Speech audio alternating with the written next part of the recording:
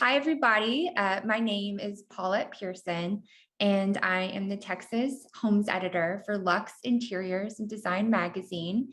And today I'm very honored to have Matt Ficus and Sarah Johnson of Matt Ficus Architecture in Austin here with us to chat a little bit more about a beautiful project that we featured and showcased in our recent July-August issue. So I thank you guys for being here. I know you're busy, but I wanted to turn it over to each of you just really quickly to tell us a little bit about each of yourselves and what you're up to over in Austin. Yeah, sure. So I'm Matt, and I'm one of the two principal architects here at MFA, along with Sarah. And yeah, we're busy with plenty of different types of projects, mostly custom residential projects, but we're really enjoying being able to evolve and do different types of projects in different parts of town. And we actually are taking on some projects in different states now as well, and a bit beyond. So it's a bit of what we're up to, and I'll let Sarah introduce herself as well. Yes, I'm Sarah Johnson. I'm principal architect, as Matt said. Yeah, we have a great team here in our office, and we have just a huge opportunity to enjoy what we do. We have great clients and fun projects that are stretching us in new various ways, and so every day is completely unexpected and new challenges, but that's part of what we love doing. Right. And I think that's such a great way to kind of lead into this project that we featured that really caught our attention because of what a unique background it has and what sort of unique clients that I was hoping you could tell us a little bit more about. And, what was so interesting was that it was built sort of for multi-generational living. And, it wasn't sort of the typical family or typical client. So can you tell us a little bit about the clients and sort of what they asked or needed of this home architecturally? What made it a little bit different? Absolutely. Yeah, we approach each of our projects with with a fresh set of eyes.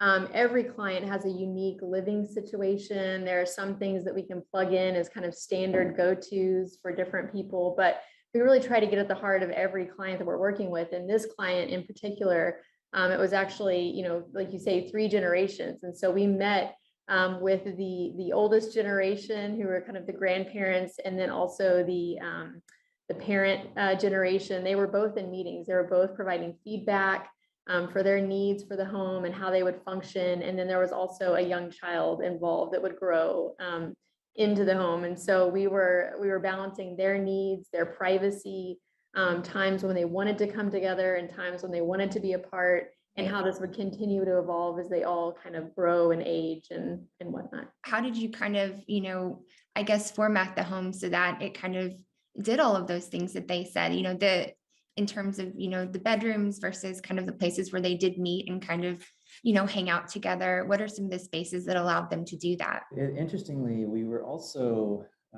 influenced by the previous existing home that set into motion some of the strategy. And that was both by what seemed to be appropriate on this property, but it was also dictated a little bit by the Historic Landmark Commission. They had an influence on this and directed a bit how we might approach this house. And so the original house was a mid-century modern home. There are certain attributes that one expects in mid-century modernism to do with large solids and large voids. So large solid walls with large windows and low slung roofs, and a relationship between indoor and outdoors. So that had an influence on first thinking about how we would go about beginning to compose the form of the house, which then led into strategies to work with creating zones for the different generations, and how we could get those things to work harmoniously, so that it wouldn't be just a stylistic applique after the fact to create this architectural style. We had to sort of think about it very organically from the ground up. And so it started with thinking about what was there, what footprint of the existing house was there, and how we could work with that to be relatively efficient, but also deal with having a pleasant experience as well. Okay. Tell us a little bit more about that previous home. It had architectural merit. The design was architecturally strong. But it was from an era where there wasn't really structural engineering, and so the foundation was severely damaged and therefore damaging all of the house, had caused significant problems. And the owners had owned the property for many years and had been trying to keep it up. But one unique thing about that house that we needed to remedy was that there were steps between the different levels. It was a terraced house, more or less, which didn't suit our clients who wanted to have a barrier-free access, especially for the older generation, to be able to get around, for less mobile people to be able to get around. And that meant more or less having a consistent ground floor for the entire house. And then details such as a drop-in or a drop in the foundation to be able to have a threshold-free transition to the shower. So, the existing house, again, had architectural merit, but was in disrepair and also just didn't work practically for the owners, even if it had been salvageable. What was the process like? Yeah, as I kind of alluded to before, we try to approach every project with a fresh set of eyes, and we want our work to relate to the client, to the site that we're working on. And there are some things that we bring, some experience and knowledge that we of course bring to the table, but we want to be able to question those things. Is it right for this client? Is it right for this site? And what are some new opportunities that we have here to rethink a living room or a bedroom or an entry space or an entry sequence? So as most of our projects, we started this with some extensive site research, which presented a lot of challenges and things to overcome, including working with the Historic Landmark Commission and some really interesting and difficult soil tests on the site. That set up a lot of our rules, a lot of things that we have to comply with and factor in. And then of course, working with the clients on their program needs, and we kind of analyze all of that. And then we go into schematic design, where we're trying to make large moves and large ideas that generally address all of these things. And we're leaving SD wanting to know, what are the bones of this project? What are the big ideas? How does this react to the site? How does it fit within the site? And then really from that point, assembling the rest of our team, the contractor, the structural engineer, the landscape architect, the interior designer, everyone that's going to have a role in this, and then develop that concept and that thesis in detail through the rest of the project. Right. Well, tell me too about the materials palette. I know that was sort of, you kind of use the materials as a way to kind of separate the different, maybe, the different forms within the home. I'd love to learn a little bit more about that. I thought that was so interesting. Sure. We did think holistically about the material palette. It wasn't something that was after the fact and added on. It was part of the DNA of the layout of the house, as you're referring to, Paulette. For example, when we used masonry, when we used a brick cladding, we allowed that to delineate a very specific zone of the house on the exterior that tracks its way inside, which does a couple of things. For one thing, it does start to create some clarity to a scheme that could otherwise, it is fairly complex in some ways, but it creates some clarity. But it also then is a nod to mid-century modernism in terms of allowing those materials to flow inside and out, blur that line between inside and out. A similar thing with where we introduced the wood cladding for the exterior and the interior, the main common areas, that then links up to the owners, the grandparents' owners' suite as well, and then using stucco and drywall in a very specific way for the upper floor. So it was something that we were thinking about that had to do with that larger site response and the organizational logic that then simply made sense to track through, and then the same thing to do with the core, which we can elaborate on a bit later as well. But the main point being that there was a holistic approach to all of that, and we were thinking very much about the big moves and the material palette to complement it and reinforce it. Well, what was the core of this project? Let's talk about that now.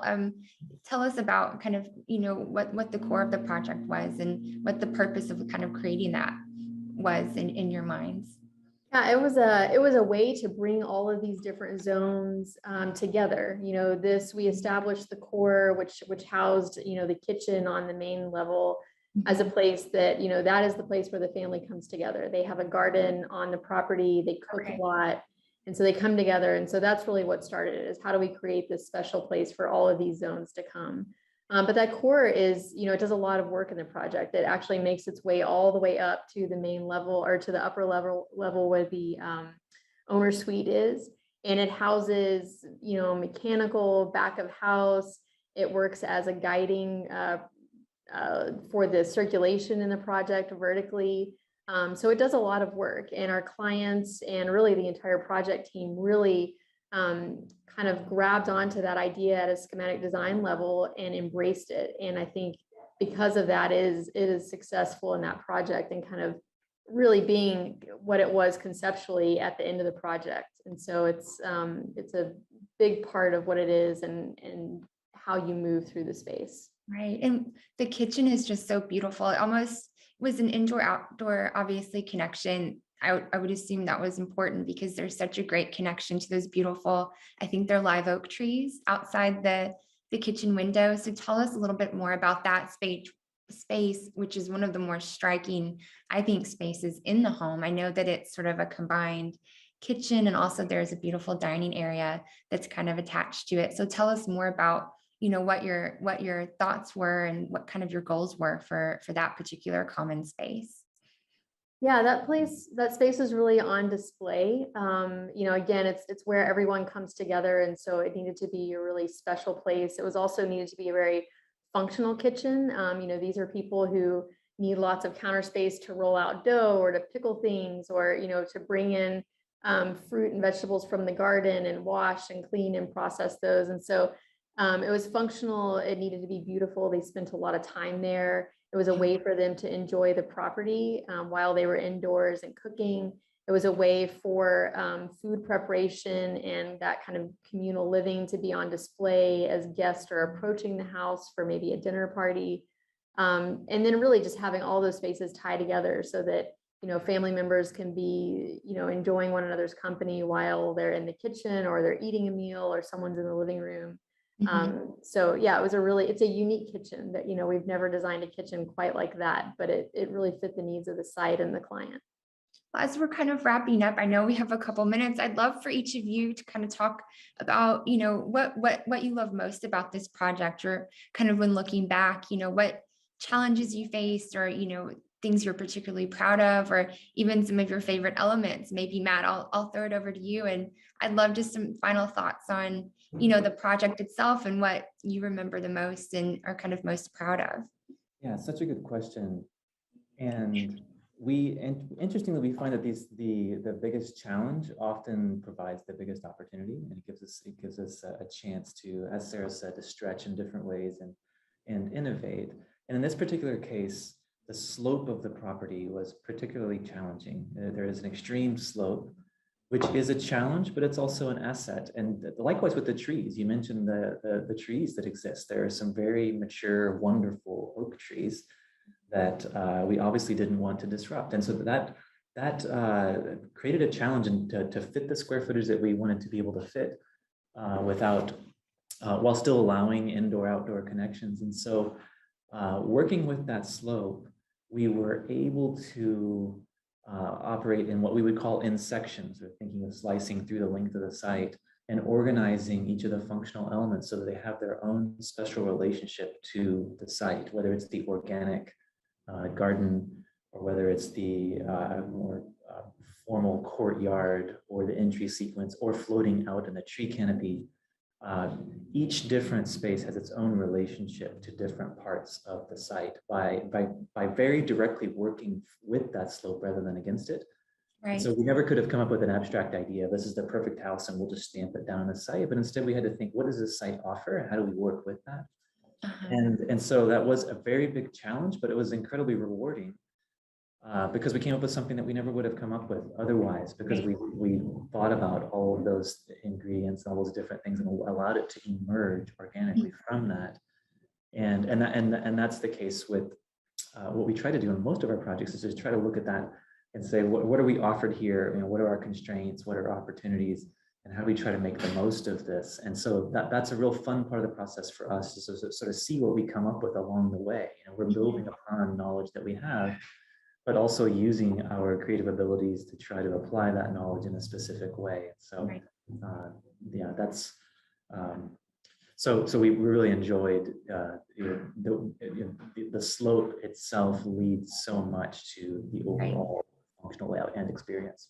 Wonderful. Well, I think, that's one of the things that kind of made the project stand out to us, is just sort of how unique it was. And it was so obvious kind of, the creativity and kind of thought that went into making it sort of the perfect home for this family and the unique kind of requests that they had. So thank you for sharing it with us and allowing us to showcase it to our readers. And then thank you too for your time today. And I hope you both will keep us posted on your other projects. Absolutely. Thank you. Thanks, All Paula. right. Thank you guys so much. Have a great day. You too. All right. Bye.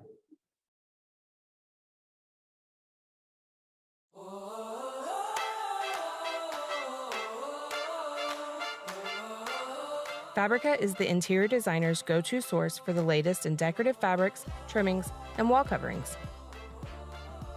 With leather, furniture, rugs, hardware, and finished product window treatments, Fabrica has everything you need to bring design dreams to life in a variety of styles and aesthetics.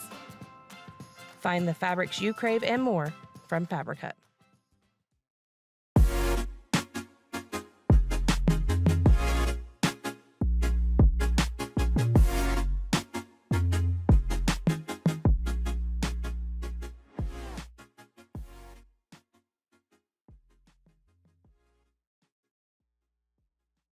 Hello, I'm Helene Oberman, Managing Director of Interior Design Magazine, and I'd like to welcome you to Product Live. This is our series that delves into the products and trends grabbing the industry and in real time looking at the minds behind the design. So, have you seen the signs? The signs of progress pointing us towards collaboration, community, and a more restorative environment for both people and planet. Interface is continuing its approach to designing flooring with a purpose and is launching one of its boldest, most graphic collections yet, with a focus on the collision between the built environment and Mother Nature. And with me today to discuss the development of those rising signs is my dear, dear friend, Miss Carrie Pay, Vice President of Product Design for Interface. Oh, thank you so much for this opportunity. I'm really excited. So I want to find out, because you described this new collection, Rising Signs, as sort of capturing the human spirit. Mm-hmm. And I really want to know, what was the source that you drew upon to really come up with this collection? That's a great question, because what sources did we have as designers? We get the brief in March of 2020, and then the headlines are the world is falling apart. We don't know what the future is going to look like. So without any of the trade shows that we normally go to, the real inspiration came from looking at what was going on in the world. This one moment in time, collectively all around the globe, people were doing shelter in place, and with that, they were trying to expand beyond the boundaries of their four walls at home, reaching out to their fire escapes, their stairwells, anything to connect with those familiar strangers, people that they once nodded at. So this sense of community was global, and it was really the magical silver lining within tragedy. You really looked at and were inspired what seems like opposing forces. So like thinking about sort of the architecture of the built environment. So like people looking out their windows, from their apartment buildings, but to your point of sort of landscape gardens, growing food, and Mother Nature herself. But you actually found this amazing common thread between these two opposing forces. Yes, well, if you think about it, nature is formed of structure. You have these fractals, you have the golden rectangle, you have the chaos theory that forms this incredibly beautiful environment that we live in. And so much of architecture is founded on those rules. So to me, there was this natural connection, especially if you start with fractals. Stairways are a real obvious example of that, because of their structure is part of their beauty. It's an amazing collection, and it's a large collection as well. Yeah, it's pretty and so large, yeah. what exactly does it consist of? Well, we start with the stairway. Yeah. And then it starts to evolve into the garden. Okay. So with that, we have spandrel, which is this large-scale geometric, but it's a soft geometric because it's made up of these series little of points, little dots that dither off into this field of texture and give your eye a place to rest. You know, as we progress to the garden, we connect with those angles again that are formed out of these thin lines. And it has sort of an Art Deco feel to it. I think that Art Deco is really related to structure. If you think about it, there's a lot of formality in the Art Deco design. And then we start to abstract into, you still see the angles of the stairway, but the dithering becomes less rigid and it starts to abstract and evolve into this other texture that is kind of a hybrid texture. And So this is like the fence in front of the garden in a way, right? Yeah, that's a great analogy. Yeah. I like that. It is a bit of the fence in front of the garden. You still see a little bit of the lattice. Yeah, and then the angle is still referenced, but it is giving away to the more organic, dusty nature of angle up. And then finally we reach the garden, where the geometry is given way to just texture with this soft ombre of color in the background. Color is so important to any design, and we know that. So what was really your approach that you took? Because there's some really interesting bold colors here, as well as some really beautifully soft neutrals. So sort of what was your thought process in terms of developing the color palette? Well, I wanted the color palette to be optimistic. You know, I wanted to have some of those bolder, deeper tones in it in order to enliven a space and give it some depth. But I also wanted to have softer tones where people can feel quieter. And so the color is almost informing the way that the floor is going to be used. And versus a lot of the designs, even though they're bolder designs, like in Upward Bound, the dithering softens it. But the color helps you place it in the right environment. You know, I've had countless conversations over the last, year and a half with designers. And, through these conversations, I've been hearing this need and this desire for a little bit of pop, a little bit of something that really makes people feel more positive, right? And I think you are able to capture that. And it's really beautiful to see, especially in something like Play the Angle, where you do have these fresh yellows and greens and blues. Oh, that green, I love that green. It is a fresh green. It's combined with a light blue, so it has a little airiness to it. And it feels like a wellness color. Actually, the last couple of years, green and blue, they have become the new neutrals. And I think I think you see it in a lot of sort of furniture, kitchens, paint, anything. So now, of course, and it's every shade of green. Yes, exactly. Yeah, it's just like nature. Yeah.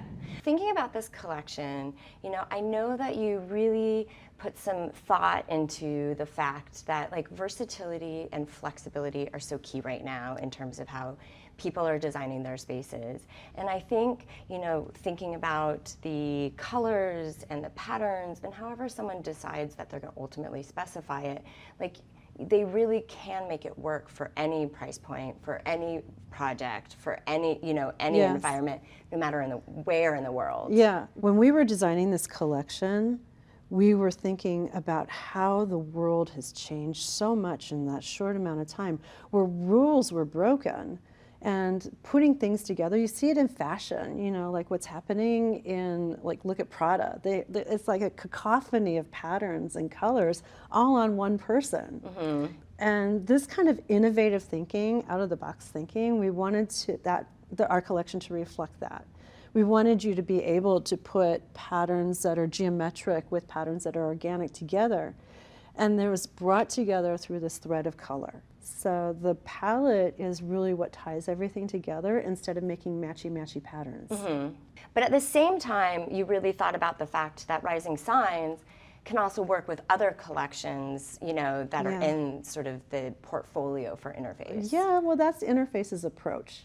We don't want to just do these one-offs. We think of our portfolio as a live, growing culture, and we want you to bring forward patterns that were designed years ago because they still have a purpose. You know, when we design with intent. We don't design just for the art of designing. So something we haven't touched on and I think is really key, and I think it's so top of mind right now, is sort of health and well-being of inhabitants within space, correct? And I think when you were designing this collection, you know, you were thinking about these biophilic elements, but which I think is really interesting, especially because I know that increases like productivity and enhances well-being, but it doesn't always have to be so literal. And I love the fact that it's not quite so literal in this collection. And I was just wondering sort of how you were able to capture that though, so people still understood there's nature in here. Yes, well, I think that working with my team, they were able to input a lot of their ideas into the collection that helped give it an essence rather than hit you over the head literally with flowers or leaves or anything like that. And so I think collaboratively, it really is important to have other voices when it comes into designing a collection for a broad audience. And I think you touched on it earlier, but you also spoke very much about the geometry of buildings, but geometry of nature as well. And that's just another way that you were capturing it in this collection. But it's actually something that's been used before in other collections, correct? Yes, yeah. The geometry of nature, which is we refer to as fractals, right? Fractals have been a part of my design dialogue for decades. It feels like it's been there since about 1995, really, is when we were starting to use fractals as a point of reference for design. And it makes perfect sense because we should, with biomimicry, we should always be looking at nature as our ultimate source for inspiration. And then we can infuse culture and civilization into it. And when you do that, then you start connecting people together and civilizations together and different eras together, because that seems to be the common thread, is nature. There's the health and well-being, obviously, of the individual, but I think sort of a really important message, of course, for Interface in terms of the entire Interface portfolio and the fact that all of your products can be carbon neutral, correct? All of our products are carbon neutral. We've been working at this for a long time. Nothing compares to us in terms of our carbon footprint, and I'm super proud of Interface for achieving the status that they have in measuring everything from a life cycle analysis. Well, I know how important it is for designers, but I also know now that their clients are so much more educated in the fact that we have to create a much more sustainable, healthier world for people, for planet, and it's just amazing that obviously you guys have such a commitment to doing that. Ultimately, you know, how do you see Rising Signs, because it is such a beautiful collection, how do you think designers are going to ultimately be utilizing it? Oh, well, Rising Signs is so flexible. It provides the designers with so many different options in terms of flat and fluffy, in terms of more solid and bold geometrics. And I see designers using it intentionally, how they want the space to behave, how they want the person in the space to respond, as well as behave, as well as feel. If they want the person to be excited, then go for the bolder geometrics. If they want the person to be calmer, then go for the organic textures. I see the designers as being able to use Rising Signs in playful ways that they hadn't been able to before. Like, you can put proportional, which is so textural, even though it's graphic, down on the floor in any direction. And it's going to have a bold playfulness with the space that can reflect a ceiling, that can reflect a stairway, other architecture in the space. So Carrie, I want to just thank you so much for all of your time and of course your insight into your design process for this amazing new collection, Rising Signs. And of course, seeing you live and in person is even meant that much more to me. So thank you for your time. Oh, thank you, Helene. And of course, to our amazing audience out there, I just want to make sure that you please check out Interface and their website to learn more about Rising Signs and their other collections. And stay tuned to get more of me and another product live with Interface. See you soon.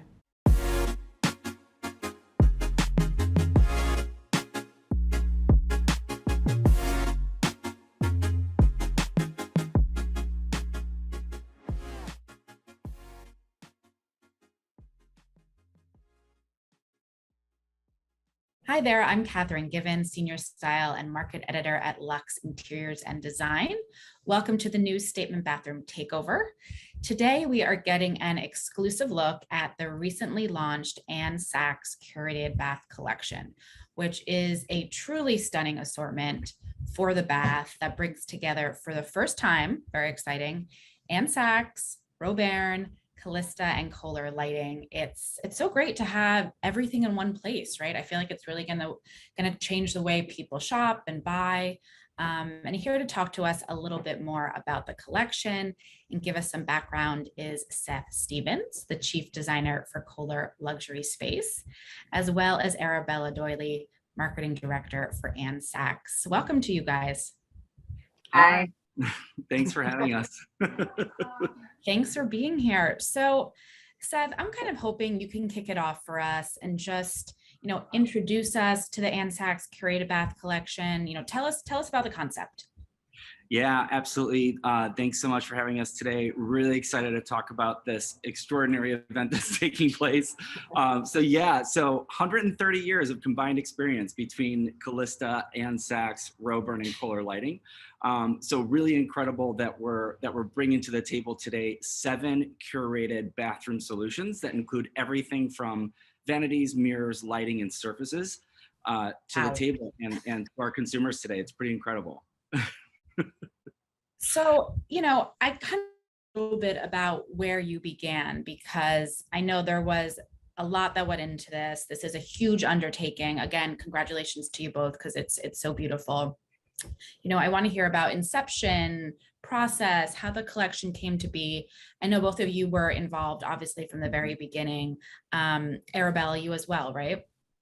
Yeah, no, I was really lucky enough. Normally, obviously, I'm not involved in the whole product production, and I got invited to be there right at the sort of inception to the brainstorming session that did involve us sort of crawling around, cutting bits out of magazines, and it was a very cross-functional team, which has been absolutely fantastic to see it from like right at the beginning through to now seeing it in the showrooms.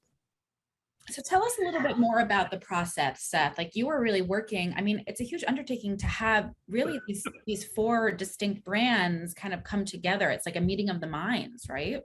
Yeah, it was an absolutely massive undertaking, and as mentioned, it was it was extraordinary in that we really did bring, so many team members together across all 4 of the organizations, but not just from a design perspective like Arabella is talking about, but really from all disciplines related to what might come into a product design and development process. That included, well, first and foremost, the data collection piece of it. Really, truly the inspiration behind these collections were really architects and designers. We, through the corporation and these 4 businesses and brands, have an incredible relationships with the A&D community. And so as a result of that, we've been able to kind of work hand in hand with them in terms of getting information and collecting data and information that really were a lot of the inspiration behind creating these collections. But I think what was cool and unique about this is not obviously, but that all of these brands were coming together for the first time in their combined experiences and making the decision to do so. But additionally, that we were bringing in people from all walks of skill sets and what they were bringing to the table. This included Arabella, thank you so much for joining us, on this process.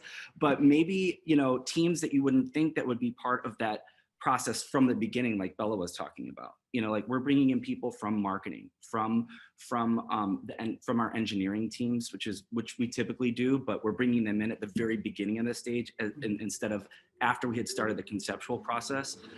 We brought in people from our sourcing team. We brought in the business leads. We brought in everyone we could to kind of combine forces and look at how we're going to build these collections from all aspects, in addition to the design aspect. Arabella, do you also just want to talk a little bit about how this sort of helped, since you were involved from the very beginning, I imagine it was so beneficial in terms of, marketing, right? And understanding the collection. Yeah, I mean, I think the thing that was really different is that we really thought of how the customer shops. And so the whole process kind of got sort of not stood on its head, but that's where we started. And so we really thought, well, where in a bathroom would they start, which was the vanity. And from there, we sort of built out. And that's really helped me definitely in the marketing world, because that's how we tell the story. So we start with the vanity and then we actually sort of go into the other sort of looks. And so the whole romance is starting with that central piece. And we know that everything else is sort of in addition to and helps create that atmosphere. So that was really fantastic. Oh, I love that. Yeah, I also love that as a result of this, like everybody got to end up owning a piece of it. And it was from the beginning, right? Like, so everyone felt like they were a partner in this. Everyone could believe in the vision. I mean, another extraordinary piece of this is that even as we had gone through the design and development of this entire product line during the COVID, but also that we were all in different areas of the country. So we were all flying and meeting each other once a month in a central location. I will disclose that it was in a basement mailroom. Very glamorous. Yeah, super glamorous. But we made it glamorous. But you know, the fact that like that everybody, and what I was saying is that actually through this process and development process, like changes in leadership had happened, changes in the teams, you know, had happened, and how we function together. And the fact that that there was a core group of individuals that was invested from all these different disciplines from the get-go, and the fact that this still could come to life, you know, within approximately the same time frame, and with all these people, I think that part of that process and development made a difference. Yeah, and it makes it even more impressive, you know. So I know that this is really the first time that, you know, these products, these offerings have been sort of specified in this way. I guess maybe that's the right word, because, you know, there are curated assortments and then you can also mix and match, right? So it really provides so much flexibility. It really helps the designer. But can you talk a little bit about, you know, the way that the offerings are set up? Actually, I might just jump in a little bit before Seth, because I mean, we definitely were thinking about it from an experience that had to translate to both the showroom, you know, to a brochure, to digital as well. And so we needed to make sure that we could get that across with this idea of mix and match, because we're presenting what we call like a vignette, but none of the pieces are actually sold, you know, together. The only piece that's sold as one piece is the vanity. So everything else is just guidance. This is, you know, so for somebody who comes in and falls in love with it, they can buy the entire piece, from the floor tile to the, you know, the wall tile to the vanity. But for somebody who, you know, they can walk in and they can say, oh my God, I love the Claudette, you know, vanity, but actually I really want the lights from the Rosebrook. And so they can create their own sort of look. So it gives them the flexibility. And sorry, Seth, no. No, I love that. What you're saying is absolutely perfect. Yeah, I mean, so from the, you know, from the design perspective, we had several goals, but one of those goals was really designed to design against, so that our A&D community and our outreach isn't just one aesthetic. We are known for providing to the A&D community from whatever aesthetic and what their vision is, and playing into that and being a partner in that process. That being said, our A&D community spans a wide depth and breadth of aesthetics. Every aesthetic you could think of, from traditional all the way to the ultra modern, especially if you think about that brands can come to play. For example, Roburn, you know, traditionally being a modern brand, you know, would be seen, those architects and designers are really going after more Bauhaus driven, super sleek, modernist environment. However, we know that across all of our 4 brands that that aesthetic range is huge. These curated solutions were designed to span the entire depth and breadth of aesthetic information, from traditional through modern. They were also designed, the best way I can describe it is like a Garanimals. Like the way I see it in my brain is, it's literally like this, where you can take the vanity, the surface, the brassware, like the faucet, the mirror, and the lights, and the entire collection was designed in these curated solutions, which are created to inspire architects and designers, but also created to where they can literally be mix and match across every single, from all the way from our traditional curated solution to the modern, to be able to put together an unlimited options. You know, because we all know also in working and having an amazing relationship with architects and designers, that they are going to have unlimited ideas about how they want to put their own rooms together. So. Oh yeah. Oh, yes. And I think that's really what resonated with me, just coming from Luxe. We see so many different aesthetics and, we publish a lot of different homes. And I think that this model is just so smart because as you said, you need to be able to reach every type of designer and consumer, right? And this really does that. So Arabella, you touched on this a little bit, but I want to talk about how the consumer and the designer is really buying today because this collection does provide, a digital experience, but you can come into the showrooms and see some of these pieces in person as well, right?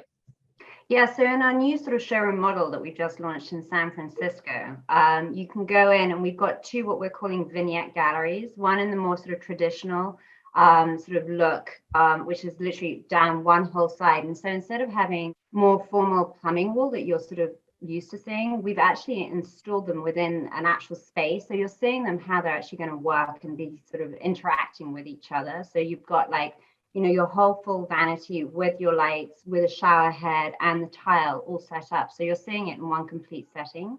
And then on the other side, you've got all the modern vignettes as well. So it's the complete story of the whole collection. And Seth, was, the digital platform important to you guys too, to really have both of these, offerings? Absolutely important and crucial. As we've all been through the COVID, I don't think, we don't know how long it's going to last or how it's still continue or what's going to look like in the future.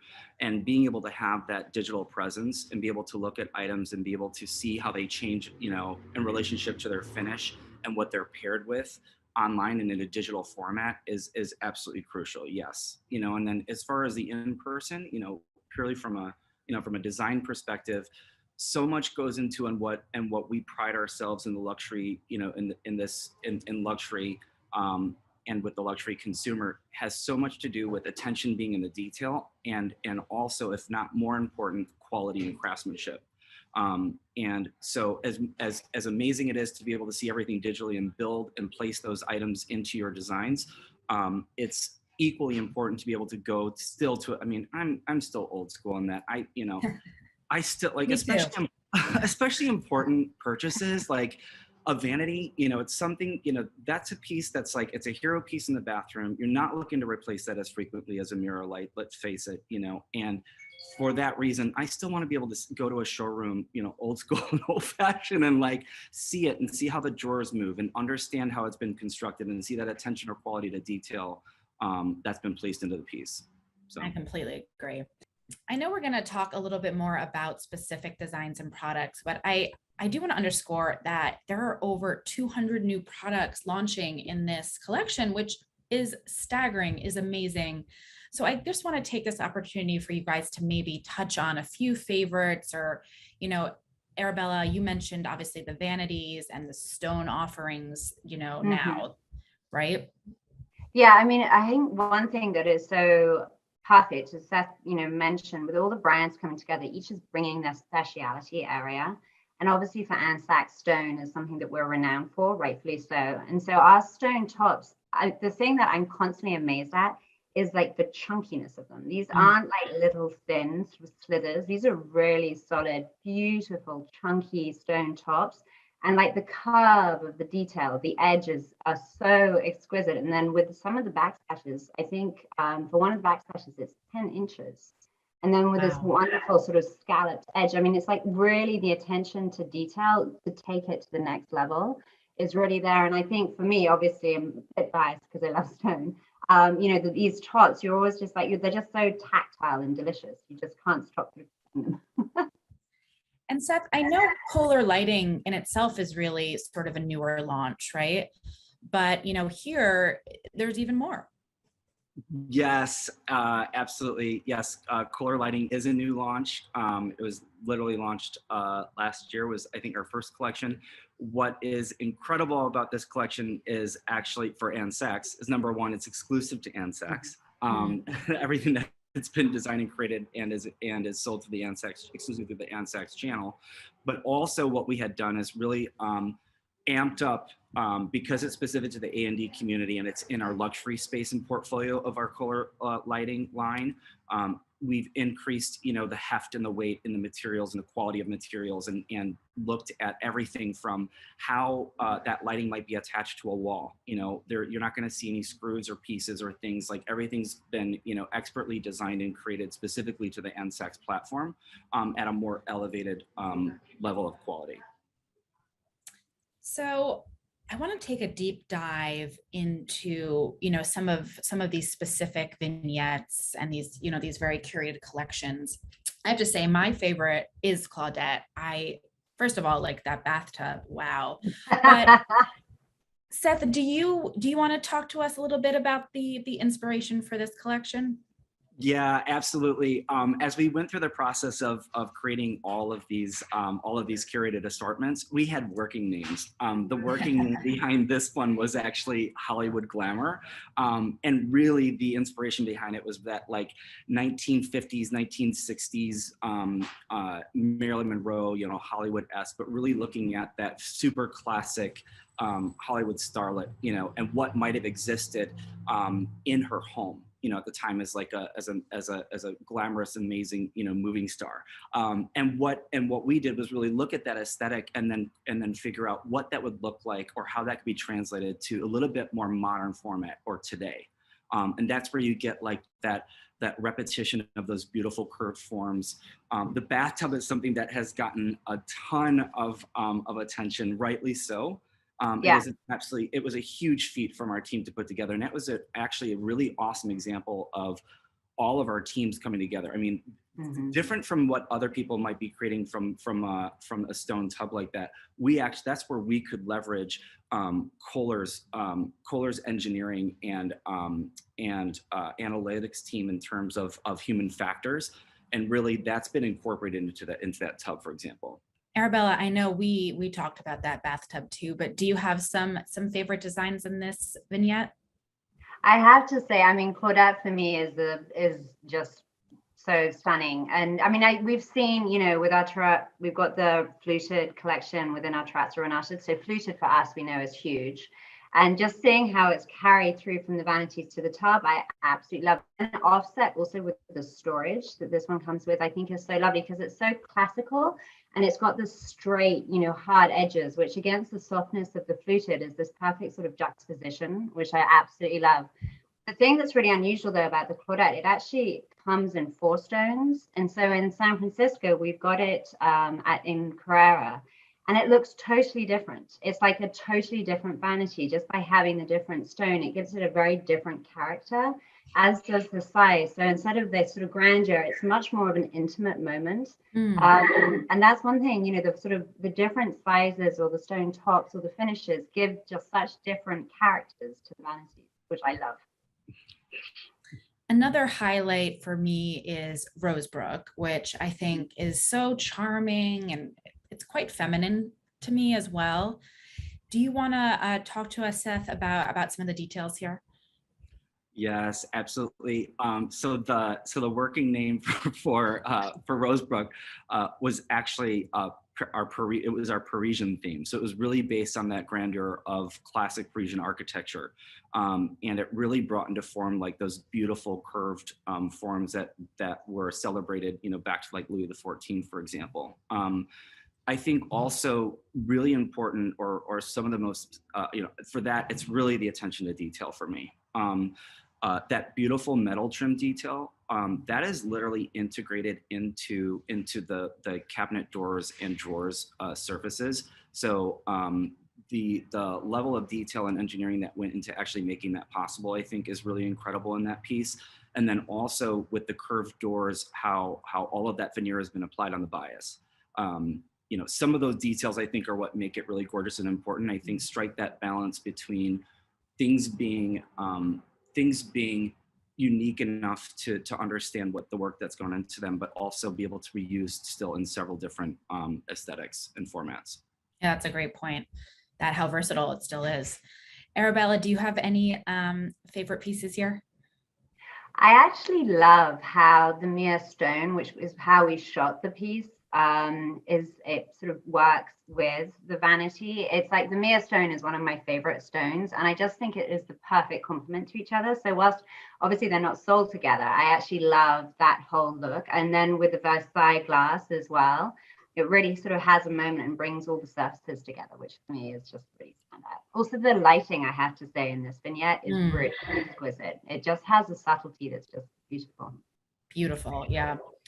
So Wendell, I feel like we have to shift gears a little bit because this feels quite different to me.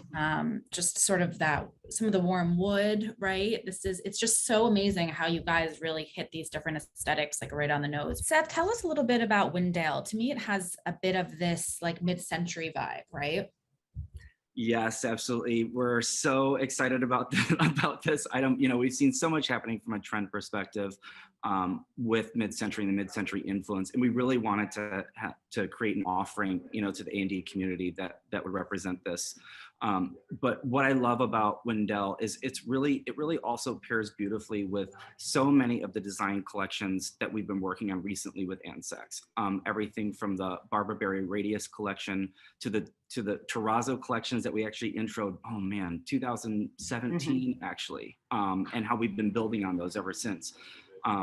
So yeah, I think for that collection, we're really excited to launch so that it fills everybody's mid-century itch. Yeah, I have to say, Terrazzo is not going away either. I still am just gaga over it. And you guys keep like, you know, pushing the ante on the offerings.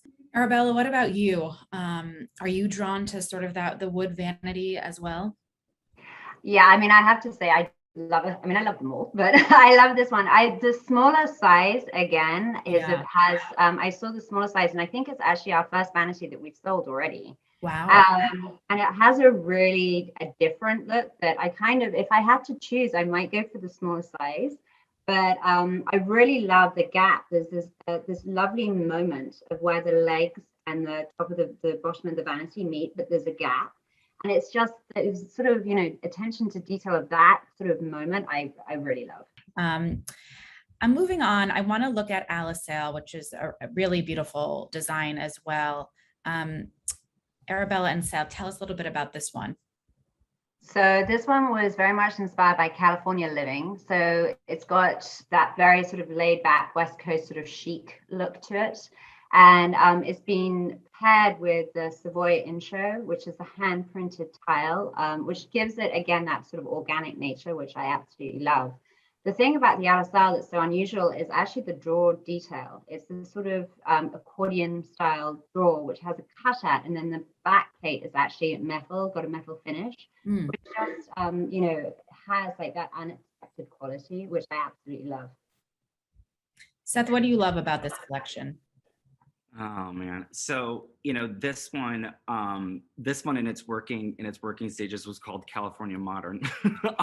So, there you go. You know, so the original inspiration was really this like easy breezy, beautiful, like coastal inspired, you know, look and feel. And I really love what Bella had mentioned in regards to the accordion that's happening on the front of the drawer fronts. I don't know through photography and stuff if you can end up seeing it that well.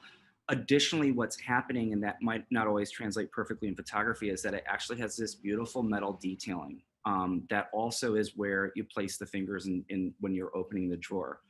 That was created for a couple of different reasons, but first and foremost, you know, to create, again, that nice little beautiful detail and nuance, but also from a practicality and usability perspective, you know, it actually will allow that wood to not weather in that area and provides protection and actually a nice place to place your hand when opening the drawer. And then also, I think the sleigh leg that's happening in front in the metal and its proportions, and that was really a feat of engineering, because the goal was to try to make that as slimlined and simplified as possible, but still create the support needed for that piece. I have to say, just the photography is beautiful. You know, I'm on a lot of shoots, and the way you sort of presented these and, you know, got these images is spectacular. And I know that the bathroom is not easy. It's not an easy place to photograph. It's not. I'm so glad you called that out. Yeah. And that was, thank you, Bella, because that was, that was Yeah, that was a mission of love. Yeah, it was a labor of love, definitely. And getting the right, for us, it was definitely having the right lighting to create, to really evoke those emotions. I mean, your bathroom is your personal space. It's where you go to sort of recenter yourself. And to have, I was like, we can't have harsh lighting. This is a sanctuary. It has to have that softness, but still, be able to really see the color. So we definitely, I think, went above and beyond to achieve it. Yeah, thanks for that call out. That actually means a lot, because if you're seeing that and recognizing it, means we did a good job. Yeah. So I do want to touch on that, Bella, though, because I feel like that's an interesting point that, during this time, people are really making these spaces, the bathrooms, they're sanctuaries, right? They're really investing a lot of money, a lot of time, and they really are using it as a respite. Are you finding that sort of with, the designers and your customers now, that they're really investing in these spaces now more than ever? Yeah, I mean, we've definitely seen the bathroom really come into its own. I think it's interesting, as Anne Sachs really is a whole home sort of provider, but with the bathroom, we see it much more as a personal reflection of them. So in some of the other spaces, it's more of a wow moment, or it's more of a social moment, whereas this is their very much, their personal space. And so we've seen an interesting mix of materials, some, stone is obviously still really strong, but actually color is really coming into some of the bathrooms as well. So some of that dark, moody sort of look is coming into its own. We've seen some really beautiful Zalige bathrooms, so texture as well. So it's going to be interesting to see how it continues to sort of trend next year. And then Seth, just because, as the design director here, and these vignettes are so, I don't want to use the word trend, because I feel like sometimes that's a dirty word, but they're so design driven. And, as a market editor, I'm always on the hunt for what's next. Can you talk a little bit about your process for sort of honing in on the different aesthetics? Are you getting inspiration from all over? Is this sort of what you've been seeing percolating? I just want to hear a little bit more about, how you're designing. Oh yeah, good question. Honestly, from everywhere. I'm at the beach right now, right? So I'm literally getting inspiration from, my husband and I walked on, in the sunset, saw the sunrise this morning. And so inspiration can come from the color. I'm taking photos all the time. Inspiration can come from the colors that I'm seeing that are created in nature. From any of the patterning that's happening. I literally took a ton of photos to send to the team of shells this morning in texture. Wow. So everywhere I go, I'm finding something that speaks to my heart or my soul, and sending it off to the team. I think a lot can get generated from almost anything, and I think being generated from something in nature is really important right now, and we're seeing that from a trend perspective, and I don't see that go away. And I think it's natural, because we've all been kept, many of us have been kept inside for so long. Being outdoors and understanding the importance of nature and being out to our wellness and to our peace of mind is going to continue to be really important as we design and develop for our consumers as we move forward, because I think they're going to want to also have those pieces of, like Bella had mentioned, the bathroom being a place of respite and of rest and of relaxation and of calm and of regrouping ourselves and being the best of ourselves we can be for our colleagues, for our family. And I think the bathroom is a library, and I think it's going to continue to be so, even as we walk and hopefully come out of COVID together. And that feeling of calm and of peace and of a self is going to be reflected in everything we design moving forward. I love that. And I agree. And I think this, the Anne Sachs Curated Bath Collection is just sort of exemplifies all that you're seeing. And it sort of, I don't know, it takes all of these trends and what's happening in the world and kind of dilutes it into these really beautiful schemes. So bravo, because I feel like I know this was a big undertaking. And I want to thank you guys both, for taking the time to chat with me and walk us through this beautiful collection. Again, congratulations. It turned out beautifully. And, I certainly can't wait to play around online and hopefully, come into the showroom and see some of these designs in person. So thank you both. Thank you so much, Catherine. We adore you. Yeah. And thank you for the time today. We're so grateful. Yeah.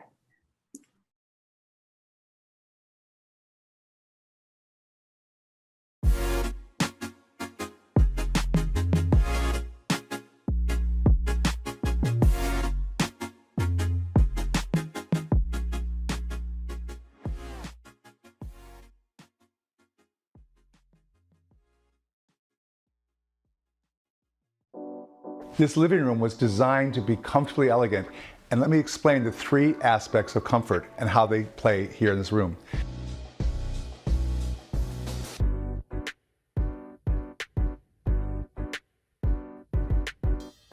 We designed this living room for a family with 3 kids and dogs, and so it was really important that it be a room that people really used and was comfortable. We've got to start with the psychological aspect. This room was designed in such a way that you could have 2 different seating areas where people could be in small groups or talk together in one bigger group. And another aspect of psychological comfort is the symmetry, because research actually shows that a room that is symmetrical actually allows you to feel more comfortable and balanced. So you can see there are the same lights on each side of the sofa. They're balanced by pairs of chairs, and the 2 sides feel equally weighted. There's the physical aspect of it, and you can see that these chairs are really comfy chairs. They're chairs that you actually want to sit down in, and the sofa is big and overstuffed, where you can actually lean back and feel comfortable. And when it comes to practical comfort, we designed this room with that in mind as well. So this table is covered with a marine varnish that allows you to put a hot mug down without worrying about leaving a ring. And this upholstery on this is covered in my Perennials Go for Baroque fabric, and you can pour red wine on this, you can pour coffee on it, and not worry about leaving a stain. And the family's dog actually spends most of his time right here. We wanted to make this room to feel bright and sunshiny, so we used Benjamine Moore Wyndham Cream. It's a great backdrop for art and furniture. Those are all together different elements that make this room a room that the family really lives in and loves.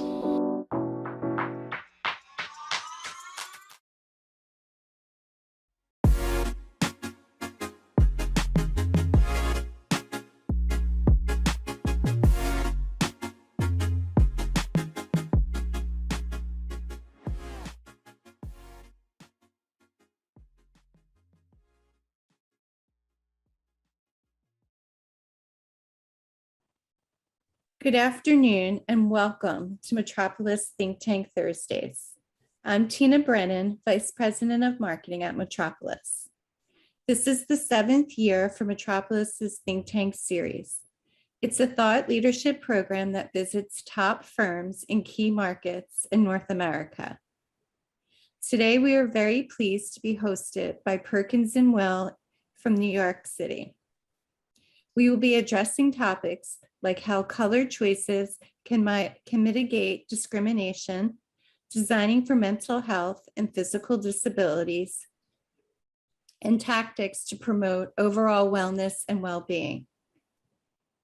Next week, we'll be visiting the New York office of FX Collaborative. We hope you will join us for another thought-provoking discussion. The registration URL can be found in chat. The discussions from today's panel will be recorded and aired on DesignTV by SANDOW and then available for viewing on demand on Metropolis's website. Today's panel discussion is CEU accredited through AIA and IDCEC. If you did not request accreditation when you registered, please send an email to webinars@metropolismag.com. We will not be using the raised hand or chat function for questions or comments to the moderator or panelists. However, we welcome questions at any time during the Q&A feature. Please note that you can upvote questions that you would like to see answered, as those questions will be taken first. Hosting an event like this requires great firms like Perkins Will and our incredible sponsors. We'd like to thank Arcom, Woven by Imagination, Ardent Studio, high-performance glass solutions that inspire great ideas, engage collective thinking, and elevate every space. Growy, designing and engineering innovative water products for bathroom solutions and kitchen fittings. LX Houses, creating human-friendly, eco-conscious spaces by offering innovative premium quality surfacing and flooring solutions. And Versteel, a solutions provider of American-made furnishings for working and learning environments. Today's panel will run approximately 1.5 hours. And now I'd like to introduce today's moderator, Metropolis's editor-in-chief, Avi Rajagopal. Thank you so much, Tina. And thank you all so much for joining us today. We have a very exciting topic to discuss today, how we can design for equity in spaces while also hitting our other goals around efficiency and productivity and satisfaction and all of those things. Many of you might have heard of the acronym JEDI, and I'm not talking Star Wars. We're talking about justice, equity, diversity, and inclusion. And we always talk about equity within the continuum of JEDI because equity by itself stands for, recognizing that we have advantages and disadvantages as human beings in society. And there's many reasons for those advantages and disadvantages. However, what that adds up to is that we don't all have the same opportunities, neither do we all face the same barriers. So equity is really about ensuring equal access to opportunities, ensuring fairness, right? It's not about ensuring that everyone has the exact uniform experience or the exact uniform life, but that rather each person has an equal opportunity to pursue the life that they want.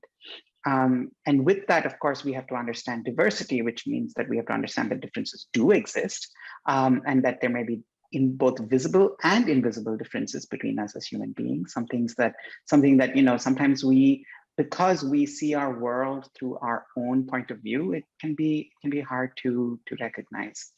And then inclusion is about then acting upon that knowledge that there are differences, and that also that not everyone might have equal opportunity. So inclusion is remembering to take into account the perspectives or the points of view of people who might have different experiences from us and therefore might have different opportunities and different barriers. And then justice is really when we put all those three things into motion, and then we aim for a certain result. And that result, justice, is really about allowing everyone to live their best, full and dignified life. And so how can we get to that point? So when we think about those things, those are broad sort of human values that we aspire to no matter what space we are in. And that really have to become embedded in our way of thinking about all human activity, and of course, design among that.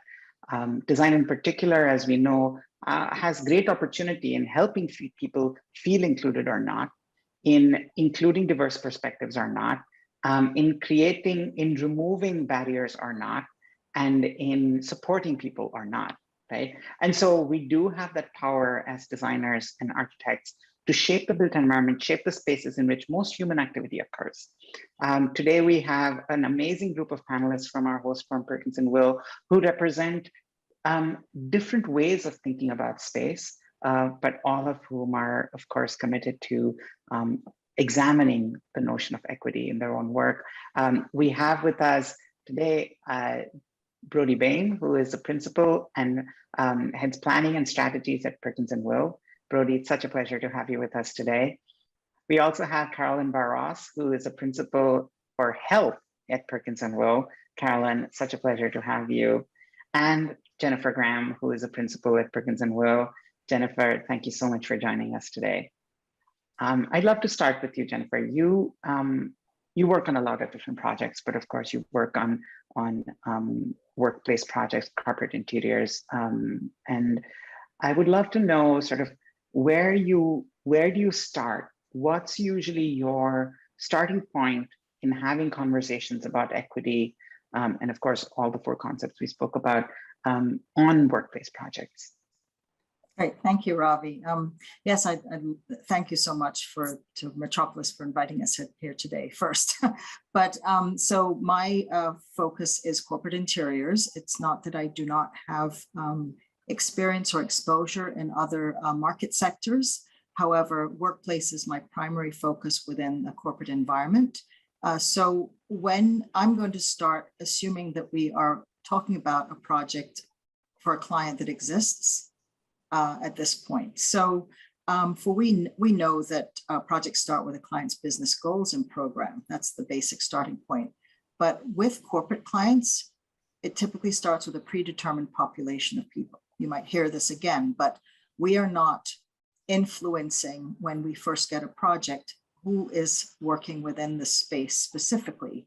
What we're doing is focusing on where we can influence within 3 basic areas. One is the client staff, and I'm going to include outsourced staff because more and more there's this gig economy where sometimes there are companies that are working embedded within firms, and also sometimes contract individuals who are working within firms. And I say within, sometimes it's within the workspace, sometimes without the workspace. So when we're designing, it's not only the physical workspace, it's the entire environment that the client is designing for, remote and in person. So that's starting with within. Then you have external stakeholders. Those are sometimes community individuals or groups. So for community engagement, we want to think about equity around the experience of interacting with the entire project team. We always say, listen first, act second. We really have to understand, not only from a programming standpoint, what we are looking to achieve within the built-in environment so the end user can do their best work and be their best selves, but also for the people who are not necessarily working within this space, but interacting with the space at any given time or a stakeholder. And then the last is the consulting team. And that's whether it's within your own firm or as you build a team, we always think of an entire partnership and a framework, like a project management ecosystem.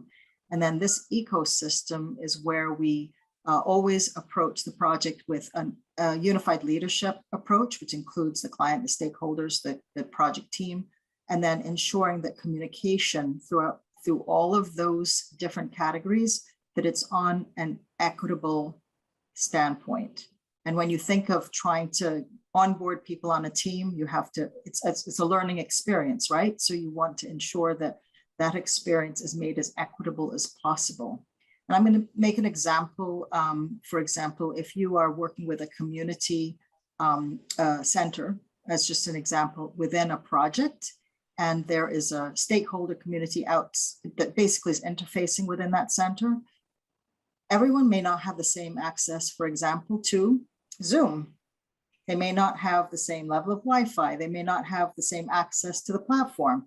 So what you want to ensure is, and that's a very basic example, but you want to be able to ensure that if people are interacting, that they're able to interact and they have a voice and they're listened to and recorded so that everyone comes together and can be equitably part of the process. So I think I went very, very broad there, but I think the point is you have to start understanding with an understanding of who is your audience, what bucket do they fit within, what's their influence on the project, and what are the client's goals, and how do we keep that within the alignment for the outcome. Two things really strike me, Jennifer, of everything you said, and thank you for laying this out so clearly. And I think using an example and talking about all those different stages is really, really helpful. I love that the first thing you spoke about was recognizing the scope of our influence in our work, right? So very often, I think designers, when they come into a space, or whoever, when you're working on a project, you may have you certainly have a point of view, but it's important to understand what the kind of bounds are. And I love that you spoke about you're working with the population of people that the organization is working with now. You're not necessarily saying, well, what are their hiring practices going forward, or you might think about that, but certainly, there is a certain set of people who are your first priority. And I think it's really important to recognize that. I love that also you spoke about, the listening to different communities through the process and keeping the process as inclusive as possible. And sometimes that can seem like a contradiction, but it's really about understanding, I think, from what you said, understanding really being pretty clear about the role of different people in the process, but also not leaving some of your assumptions about what you might know behind. So really listening. I love that thing about, listen, don't act. And I think that's absolutely vital. I'm sure we're gonna build on that, and I'm glad to see some questions already come in. Everyone, the Q&A is open. We're gonna start taking questions from you all in just a few minutes here, so go ahead and put them in there. And they don't have to be questions. Those of you who've attended Think Tank before know, whatever thoughts come into your head, put them in there. Don't let them escape into the ether. We want to have a conversation with you about the thoughts you're having as we're talking. Carolyn, I'd love to come to you next. In the workplace, I think there's a certain dynamic at play, but once you come to healthcare spaces, some basics become very clear. Health is a fundamental human right? So everybody deserves access to healthcare, but in the past couple of years, year and a half, I think we've learned some lessons about what are some of those social determinants of health. We find that, we've always known not everybody has access to health, but the reasons why I think have become more clear to more people, and the inequities that result from those determinants. So can you talk about how you're thinking about equity and justice on healthcare projects these days? Are there new conversations or new perspectives? Are you digging deeper into some of the frameworks that you've always held dear? It's an enormous question. I'll try to answer some of it. And yes, there are many ways we think about equity and justice on healthcare projects. I'd like to echo what Jennifer talked about, is that it's about asking a lot of questions and learning a whole lot, that we try to bring an open mind and curiosity, and try to bring our different disciplines to asking a lot of questions and trying to understand maybe some of the kind of situations that we can help enhance as we go through the process that we might not have understood when we started. There are aspects of the project that we can influence, and there are a number of different groups of people who are using the healthcare facilities, and we want to think about all of them as we're working on the design. So if you think about the community and you think about the people who are using the facility, I think an important part of it is ease of access. Is it easy to get to by different modes of transportation? Is the message that you're sending as you're coming to the facility one of openness and welcome? Is it kind of intuitive to use? We think a lot about the kind of range of people who will be using it, from different ages, ability, mobility, neurodiversity. There's a lot of work we've been doing and trying to understand how to create a space that's comfortable and welcoming for all kinds of people. Thinking about creating spaces that encourage people to feel welcome and come back, that it has some sort of meaning in the kind of the design expression and the kind of art and furnishings and things like that that we bring to the space that may resonate to some people and help them to feel welcome. I think when we think about the care team is also incredibly diverse. There's different kind of skill sets. We're very aware, especially after the pandemic, about recruitment and burnout and sort of respite and those kinds of things that are needed for the care team. And then we also think about our team and the consulting team and how diverse are we, and are we bringing all voices to it? Are we opening up the dialogue with family groups and community groups and many people who will be using the space? We think about, once we've kind of gone through the design process, we're thinking about the kinds of products we're using and how the products will be maintained and what do they do for human health. Are we doing no harm in the buildings that we're building? Are we creating healthy environments that promote wellness long-term, whether they're kind of at the bedside or whether they're in an administrative space. What are we doing to help people be healthy in the way they work?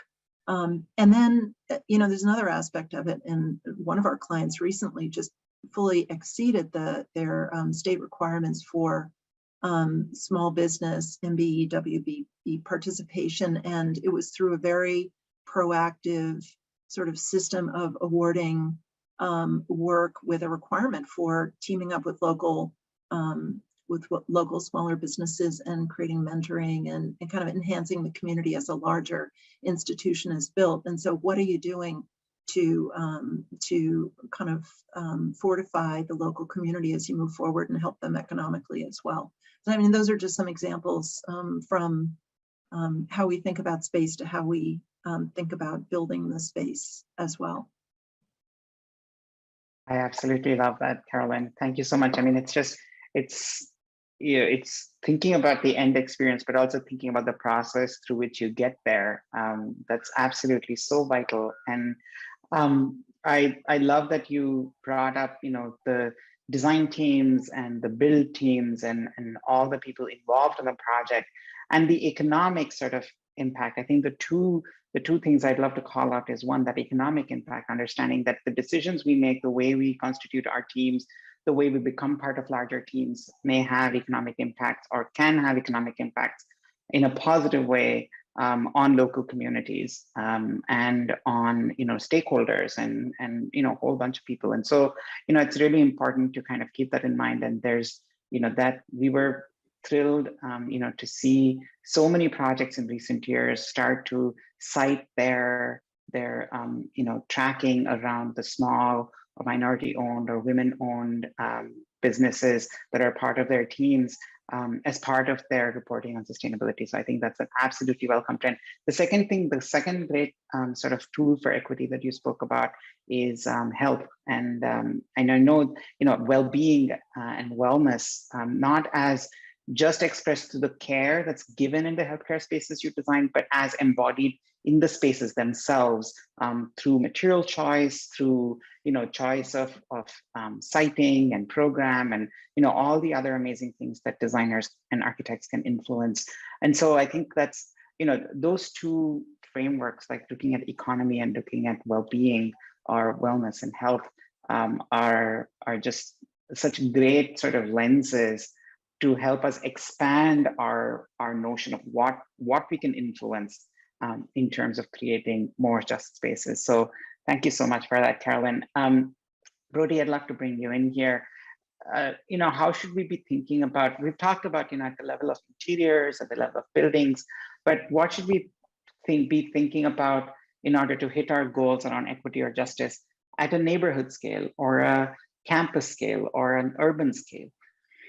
So whether it's through, private development, building mixed use communities or, college campuses or healthcare campuses, to public planning where we're thinking about, neighborhoods and parks and, all of that stuff, how do we start to bring equity and justice into sort of that scale as well?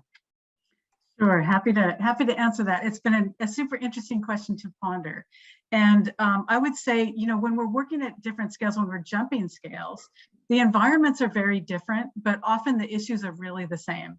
We're still, trying to address these same issues of equity and what does that mean? And Jennifer spoke about the idea that there are specific users for different places, and that is also very true on a campus. You have a specific campus community of faculty, staff, and students, visitors as well, but they're very much defined and meant to be there for a specific purpose. And, depending upon the institution, whether it's more of an open door institution like a community college or a very elite institution like an Ivy League, still there's a community that needs to have a sense of belonging and have a sense of really sort of equal entitlement to being there. If you think about neighborhoods, you have the neighborhood community. And if you think about large scale, public realm, it's the general public. And in every case, it's these specific groups that we need to consider.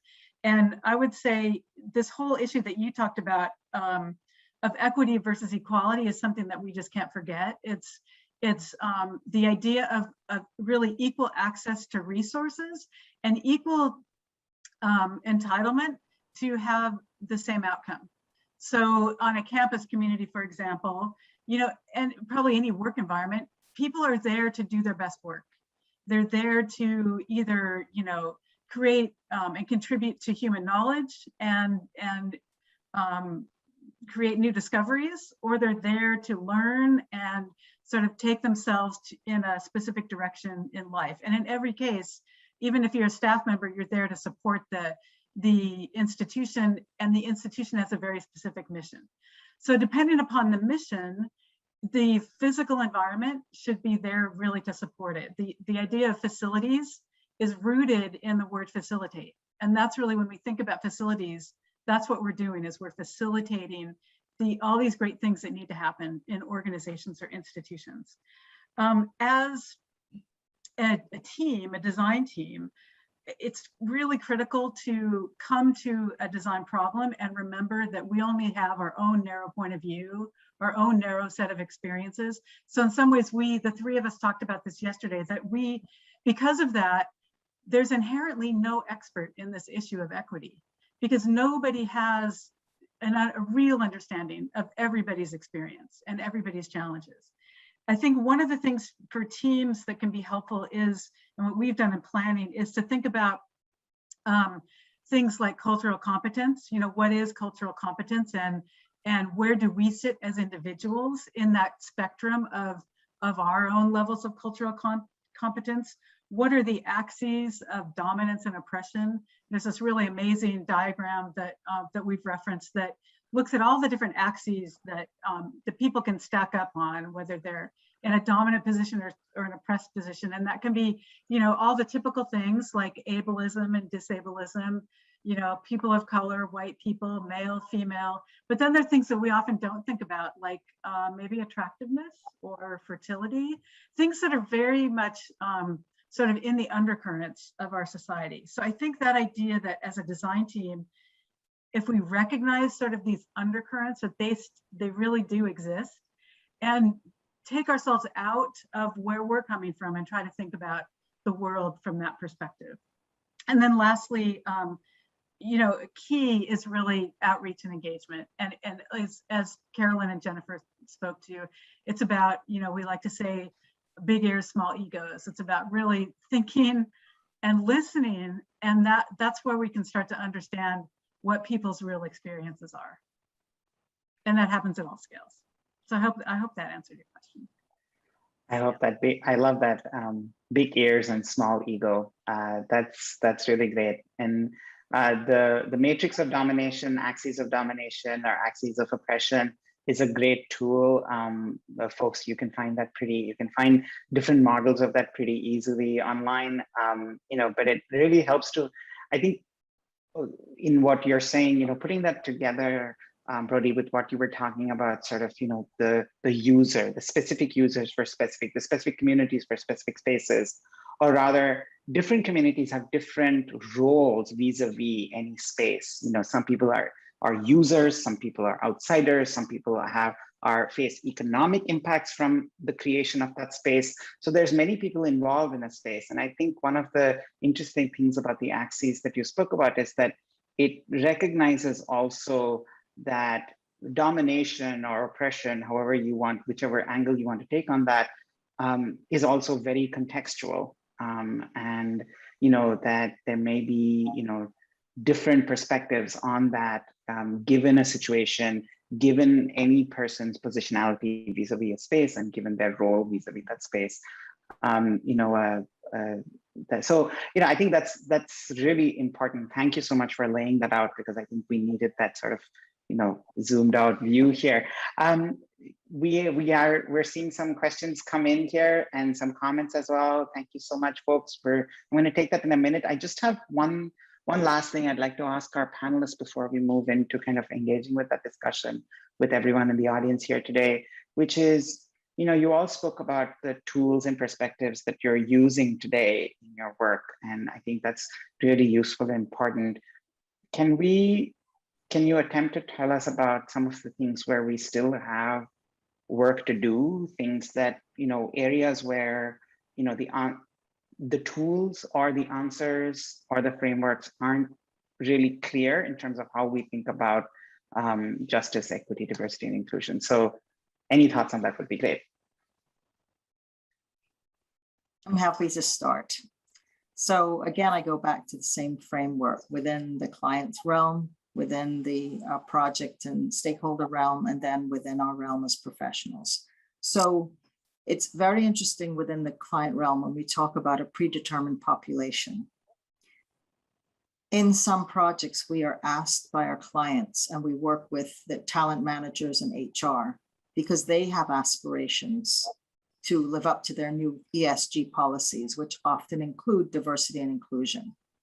So when there's a strong tenet on our client's website, we can ask the question, what does this mean to you? What does it mean to your company's culture?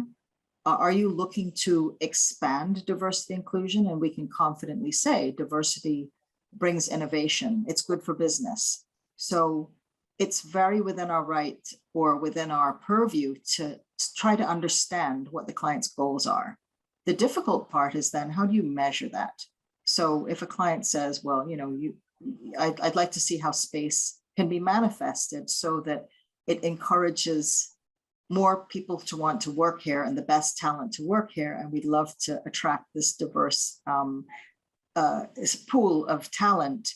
It's not only our responsibility, it's very much the client's responsibility to work with us in a partnership.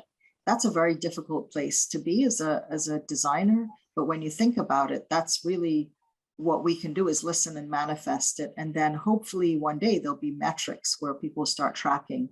Did you reach your goal? Did you improve your diversity of your population? So that's around culture. We always mention, you as a consultant, you can, just as everyone said, recommend that firms join the team that are WMBE or MBE teams. And many times those teams, those companies are not small businesses. Sometimes they're large businesses, but or very established businesses. So we have to realize that we shouldn't put our own viewpoint on whether they're out there or not. Definitely they're out there. But if there's a challenge in a particular area, we can make recommendations to clients and say, look, we'd love to work with, I'll just pick a signage vendor. They can be under our umbrella and we can work with them. And that way you can be ensured that signage and wayfinding and expression of your brand is actually within the overall design experience. So, and then we bring to our own firm, the places we work.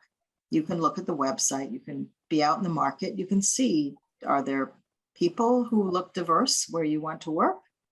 And if you don't have the opportunity in your career to be so selective, are you able to, within the firms that you are working, move the needle, recommend your friends who may fall within that diverse context as potential employees?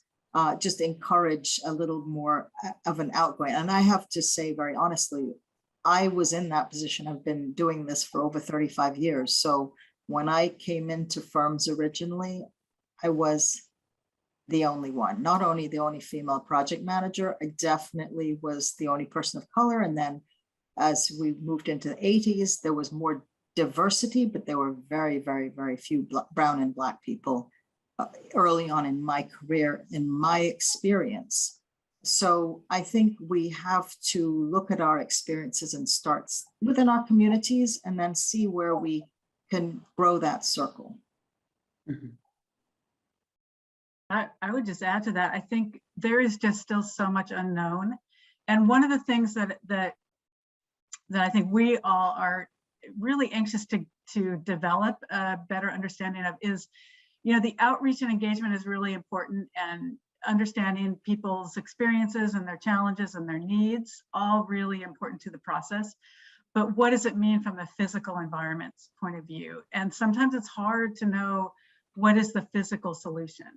And so I think, and it's often not, just a silver bullet to create a solution that meets everybody's needs and creates an environment of equity. So yeah, I sort of see this as a continually evolving process. We'll probably never get to the super quantifiable metrics like, carbon net zero. And yet we need to continually be pushing ourselves and thinking about what this all means. Mm-hmm. I'd like to really underscore the whole idea of gathering more insights from a variety of people who will be using our facilities. And, recently we've been doing deeper dives with clients, shadowing, doing workshops, having intense family participation at the table and patient family groups. And I mean, that is something that many firms do, and it's really great, but I think we can be more intentional earlier on and get a broader range of input to help create facilities that truly are encouraging of people to use them. I mean, those are the things we can control. I mean, I can't fix the healthcare system at this point, and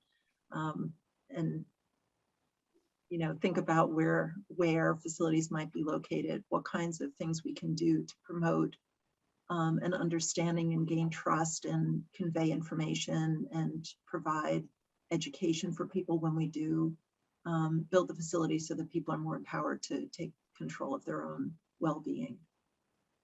Yeah. I think one of the great things about a campus environment is we're really focused on a large part of the population, which is there to sort of create their own opportunities in the future and develop personally and intellectually and professionally. And with that kind of stance, there are, I think, opportunities to even affect the societal points of view. And so, for example, there was a university that I worked with who had a student population that was coming from rural environments and had only ever, the students had only ever had exposure to people like themselves, and that those communities were super, super limiting and conservative. And they were coming to a campus and mixing with students that they never thought they would ever be around. And it was not always an easy mixing. And so the campus was really concerned and did put in one initiative, which was to develop some permanent housing for specific cultural groups. So the Black Student Center, the Asian Pacific Islander Center, the Hispanic Center, the Pride Center. So they each had their own location and their own custom built place.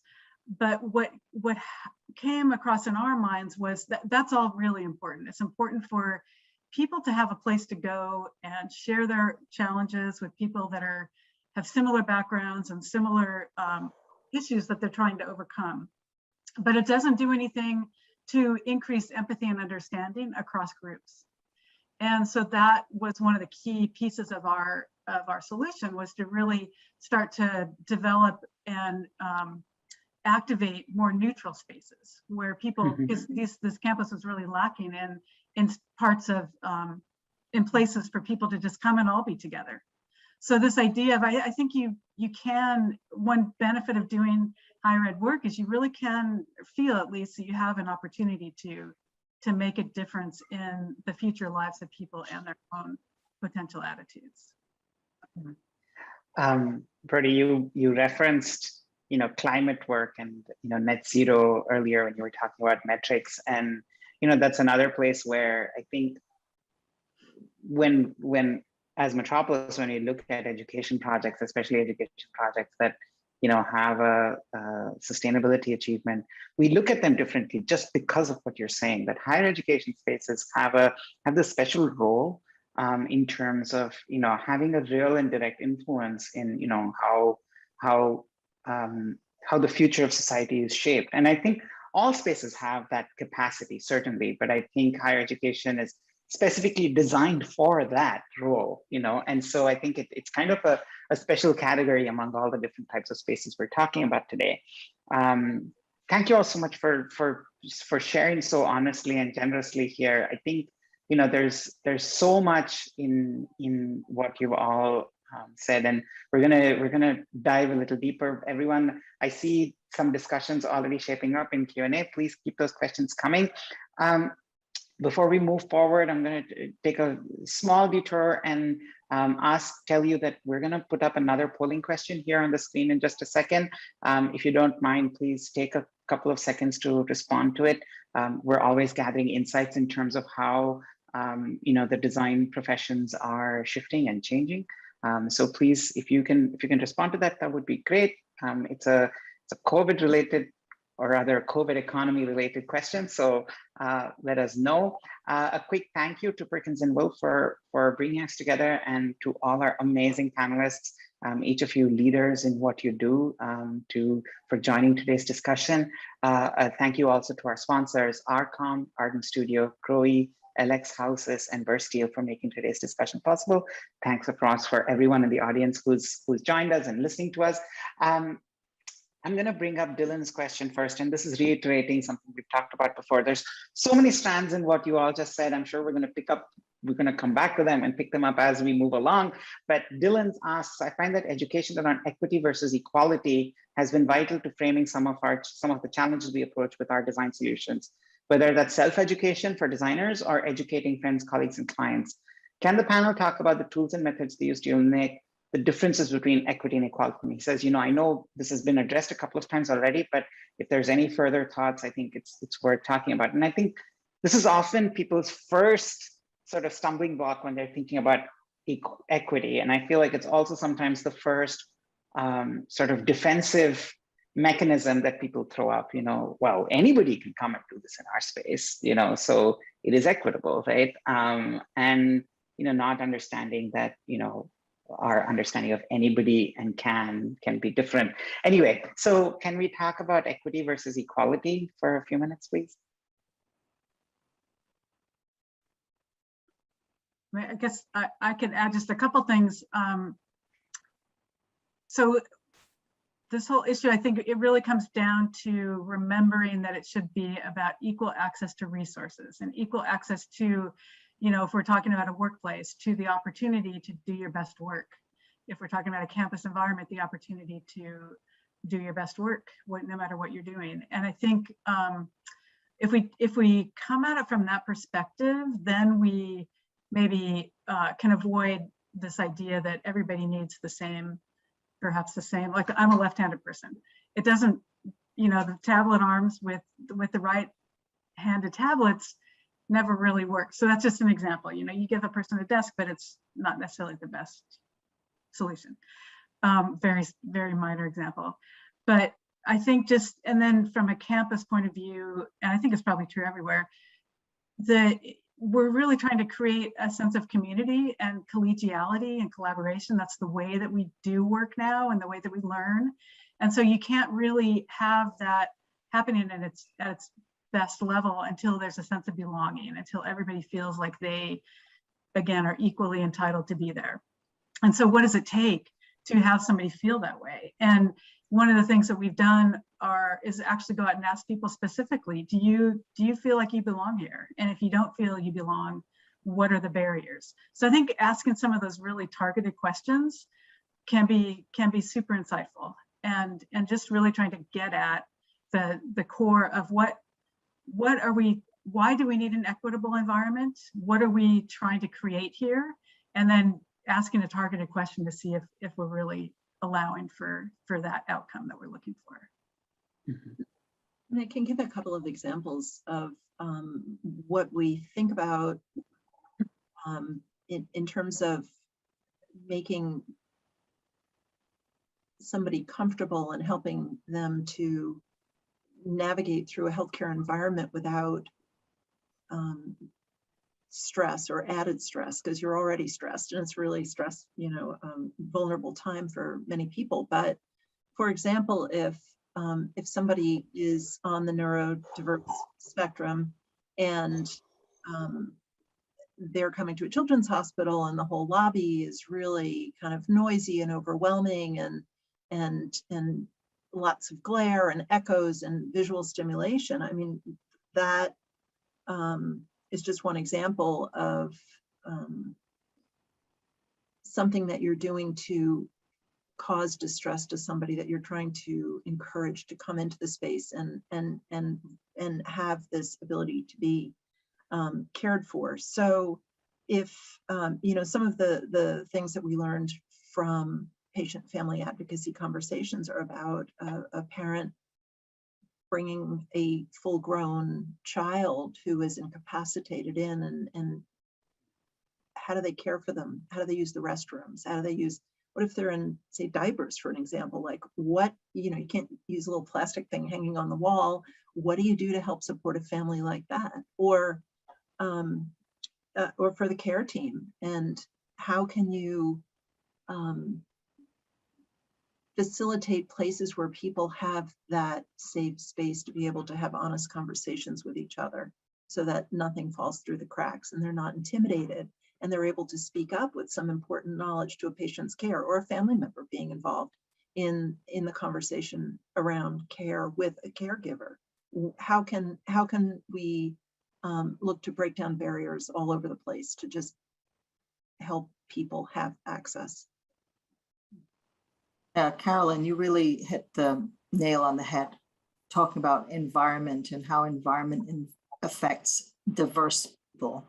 And if I take it to the corporate interiors side, which actually is applicable to any project, when you talk about layout, for all people is their right to light. That's a very basic aspect that definitely influences your ability to work and be your best and in terms of productivity. But I also can go to appointment of space, and ADA really focuses on ensuring that spaces are appointed so that people of diverse physical means have access and are able to use the space as well as they can. But you also talk about appointment for people of different heights. That's sit stand. You don't provide, hopefully, sit stand for only this population of people. You want, we believe it should be for everyone, so that you have the option to work as well as you can and not have, you know, the surface here. Ergonomics are very important. We think of things like gender neutral toilet rooms, so that people who have or on the full spectrum of what we consider quote unquote, or not we, but the gender diaspora is very broad. Everyone is on the scale from male all the way to female. No one is exactly here or exactly there. So trying to provide environments that are comfortable for everyone.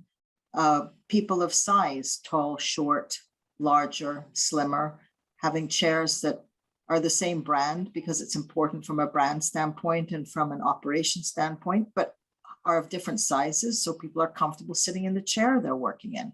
So there are all sorts of areas that we have more tools now than we had before.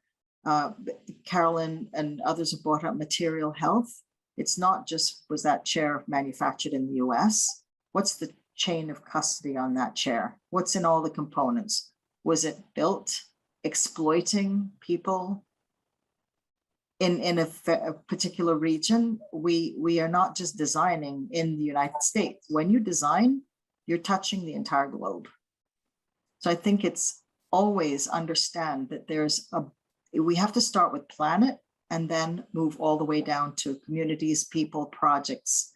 It really is a very broad view. When you're designing, you have to think out of the box, because if you're not designing for humans, or you're not supporting the planet. It really kind of comes down to that basic structure. So I think I went all over the place there, but it's difficult not to, because everything is interconnected. You know, social purpose, living design, sustainability, JEDI.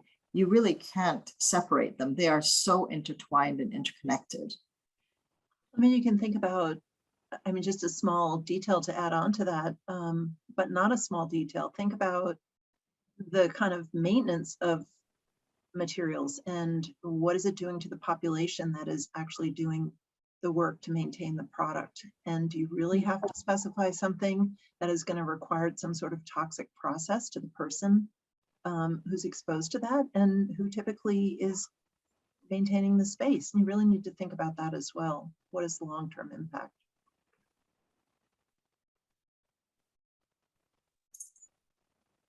Oh my God, y'all have brought up so many things again. I think, you know, pinning it back a little bit, even though that might be unfair to do so, to Dylan's original question around equity and equality. I think what we're saying is, you know, that you know, in a way, what we're concerned with is maybe a little bit even outside of that duality of equity versus equality, because, you know, to some extent, you know, I started out by saying, you know, really making a distinction between the two. And yes, there is a distinction between the two, yet equality has builds on a foundation of equity, and, you know, equity strives towards equality. So, you know, I think there's a dynamic between the two, and everything that all of you have said kind of plays into that dynamic, right? So it's like, what does equity or equality mean when we're thinking about the person who sits in the chair and makes $40,000, $80,000 a year, and the person who assembled the parts for the chair in a factory in China, making a far fraction of that. So when we think about VOCs emitted by the chair, and we're thinking about equity, you know, those two people are not in equal situations, right? And yet, by addressing VOCs in the chair, we can address equity in a way for both of them. And I think that's really that comes off of the last idea that Jennifer brought up, I think. But it's kind of like, it's kind of strung through, I think, everything that you've said. I'm going to bring up something that jumps off of what Carolyn and Brody brought up before we get to Darcel's great question up next.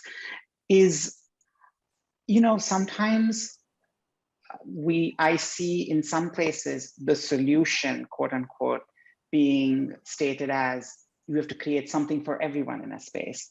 Sometimes it's about creating a baseline space, right? Like, make something that will make everybody happy in a way. Sometimes I love, Brody, that campus example you brought up of the campus creating community centers for every community. And then now we need to create those, you know, intersection spaces. Sometimes it's like we get either caught up in creating very specific solutions for all the people who might be using a space or interacting with a space. And sometimes we get very caught up in trying to solve the problem in the same way for everyone, you know. And I know that's a false dichotomy. I know no project consists of one or the other directly, but let's just take that as a second as an axis and just talk about how we address equity somewhere along that axis. Like, do we take care of, like, do we create something bespoke for every person, you know, or are we creating something that's common to every person? And this is kind of why I feel like we will never come to the silver bullet, because every situation is different, and we have to think about both ends of the spectrum in every situation. And it doesn't necessarily mean that we do one or the other. We have to, because there are constraints and resources too. So we have to sort of make the wisest decision for that situation. And it's difficult. And I think we go back again to the predominant user, which is not always a popular place to start. But when you start with predominance that we're human, it's easier to look at material health. And is there a clear recipe, chain of custody, and does it lead back to an equitable manufacturing process? Because that touches every human along the scale, along the chain, right? So it may sound a little bit of flippant, but start with the human interaction. Then you have to go as far as the predominant user. What is the purpose of the place? If you're talking about an airport, for example, the predominant user happens not to be the people who work there. They're very important, because you can't have an airport that doesn't function well with the people who work in the airport. But the predominant user is people who are transitioning through that space. So then you have to balance is your outcome supporting the business model and addressing people as humans? So I think as you keep breaking it down and breaking it down, and Carolyn so eloquently talked about the hospital setting, the predominant user is the patient, and what is the diversity of the patient population. It doesn't mean you don't care about the doctors and surgeons and nursing staff. You have to provide the environment so they can do their best work for the predominant user. So it sounds a little callous because it sounds like it's only a business-driven directive, but equity is good for business. So always try to bring it back to the human factor and the predominance in my mind. And yes, no silver bullet, Brody, because of, again, that's just unending combinations that you have within every space that's used by human beings on the planet. I mean, it's interesting though, the idea of the predominant user, because in a campus environment, many institutions are by far majority white. And so do we design for that predominant population? We shouldn't. So how we think about, what that predominant population is also important. And maybe it's thought more of as designing for students versus, exactly. Back to the human factor. Yeah. And then identify with the institution, how are they looking to diversify their population? Because diversity is good for innovation and it's good for business. So if we're invited to the table, we can always start with that notion in the conversations. Yeah. And I know you've been in those situations where you've had to talk about a predominant user that is in one predominant ethnic category, but all students are not of one ethnic category. So if the intent is diversity, you're part of the conversation. If the intent is not diversity, that is a harder conversation for us to have influence. Right. Even in healthcare, the predominant user can be different from one day to the next. You have to consider their level of illness and their emotional state and their ability at that time. So a lot of what we do and a lot of people do for designing in healthcare is to create a level of choice. So within the kind of setting, there's a general kind of category of perhaps a waiting area or a lounge. We don't like waiting areas, but like lounges or break areas and things like that. And maybe there's one that's more active and for larger groups, or there's one that's more about respite and solitude, or there's one that's where you can go with a smaller group and enjoy it with your family or whatever. I mean, there's or within that waiting area, there's a variety of seating types or activities within that in that environment that help to create a spectrum of opportunities for people when they're using that space. So you have to think about it that way. It's not the kind of, ganged seating anymore. Gone well beyond that, thank God. Yeah. If I can make a small attempt at kind of taking stock for a second here, and it is impossible given everything that you all have brought up, but I'm going to take stock for just a quick second before we move on. I think we've talked about equity and justice and inclusion and diversity in several different aspects of what we touch as designers. And I think maybe the most sort of pulled out is design intention, right? Talking to those clients, right sizing intention. Jennifer warned us about that right at the beginning, right? So it's like understanding what our place is, what we can influence, and how can we support efforts on the part of the client or on the part of the people on the other side of the table, whoever those may be, to create better spaces for everyone. And so, that framing of the goals of the project, framing the context of the project, you've all spoken really eloquently about that. I think the second thing is the process of designing and building itself. Carolyn, you really laid that out for us. And Jennifer kind of then started to bring in, those perspectives about how do we classify those groups, how do we keep them how do we kind of organize them in our head? But generally, broadly, the idea being we want to involve as many people as possible. We want to make sure that the process of designing and the process of of building is as equitable as possible, that it has good impacts on everyone. And then connected to that, but maybe a little separate, is thinking about the physical embodiment of the space itself. And two aspects in that: one is thinking about the supply chain of the building itself. Jennifer, you spoke, so you said that, even if the interior project is, or a building project is sited in the US, you can bet the stuff that makes up the building comes from all over the world and touches people all over the world. Your glass comes from somewhere, your wood comes from somewhere, your plastic chairs come from somewhere.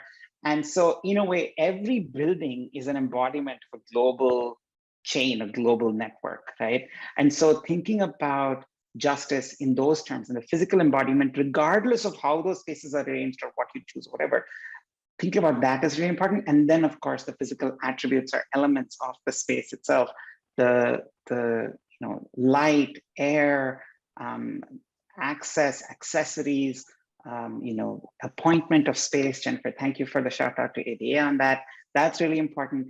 And then thinking about outcomes, right? So then when we think about sort of, who's going to interact in these spaces and what is our desired outcome? So, Brody, you design a neutral space so people can come together. The people coming together is the outcome, is a desired outcome of the space, right? And so I think there's a chain of thinking about equity across every stage of design, no matter what scale you're designing at, whether it's interiors or buildings or communities or whatever, that you've all laid out really beautifully here. And I did that kind of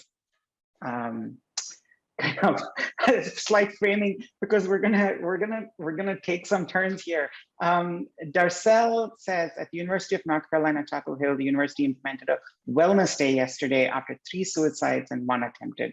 How can designers be competent in designing spaces for safety and wellness? And I'll just preface this by saying that we're finding all sites and all spaces could be potential sites for violence of various kinds.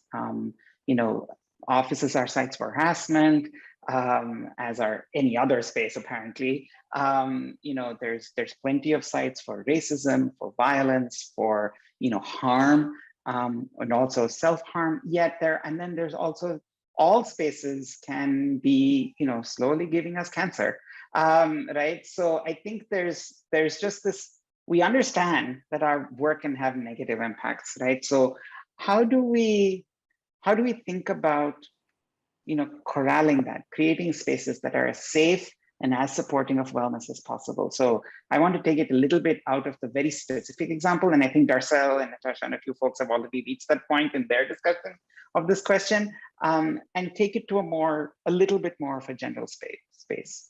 How do we think about safety and wellness? People talk about health and safety now, for instance, especially since the pandemic. How do we bring equity into that conversation?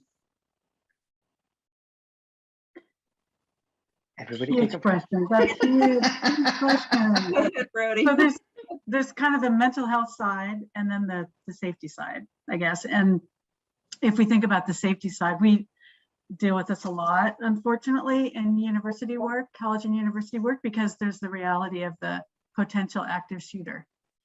And how you plan for that, or do you plan for that? And it's often a debate with the institution. Do they want to try to harden their campus, or do they want to keep it open and just say this, these are random events, and it's most important to have a strong culture of community and collaboration.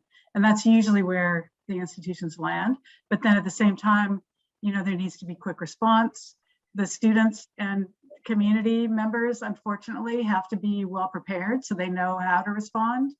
And then there's also this issue, thinking of safety, of different groups maybe feeling safe with the presence of public safety officers, and other groups not feeling safe with the presence of public safety officers, and how you balance that. And each in my world, each campus sort of has a different take on that too, depending upon their student population. So there's that piece. And then there's the mental health piece. And I think from that perspective, you know, people have different ways to address their mental health issues. And we know some people really need connection. Other people need to be on their own to heal, or to even for learning, to have opportunities to reflect and assimilate content. And so in any environment, and at the campus scale, it's really critically important, or the building scale and workplace too. I'm sure Jennifer and Carolyn address this too. It's really important to have, you know, those places where you can steal away and be by yourself, and those places where you can connect. And having both those opportunities are critical for a sense of well-being. I think there are parallel conversations happening in the healthcare world, from what is, how do you create safety without fortifying something?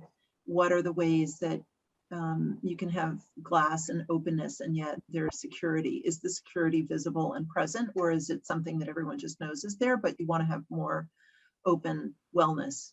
Do you need visible metal detectors going into your emergency departments?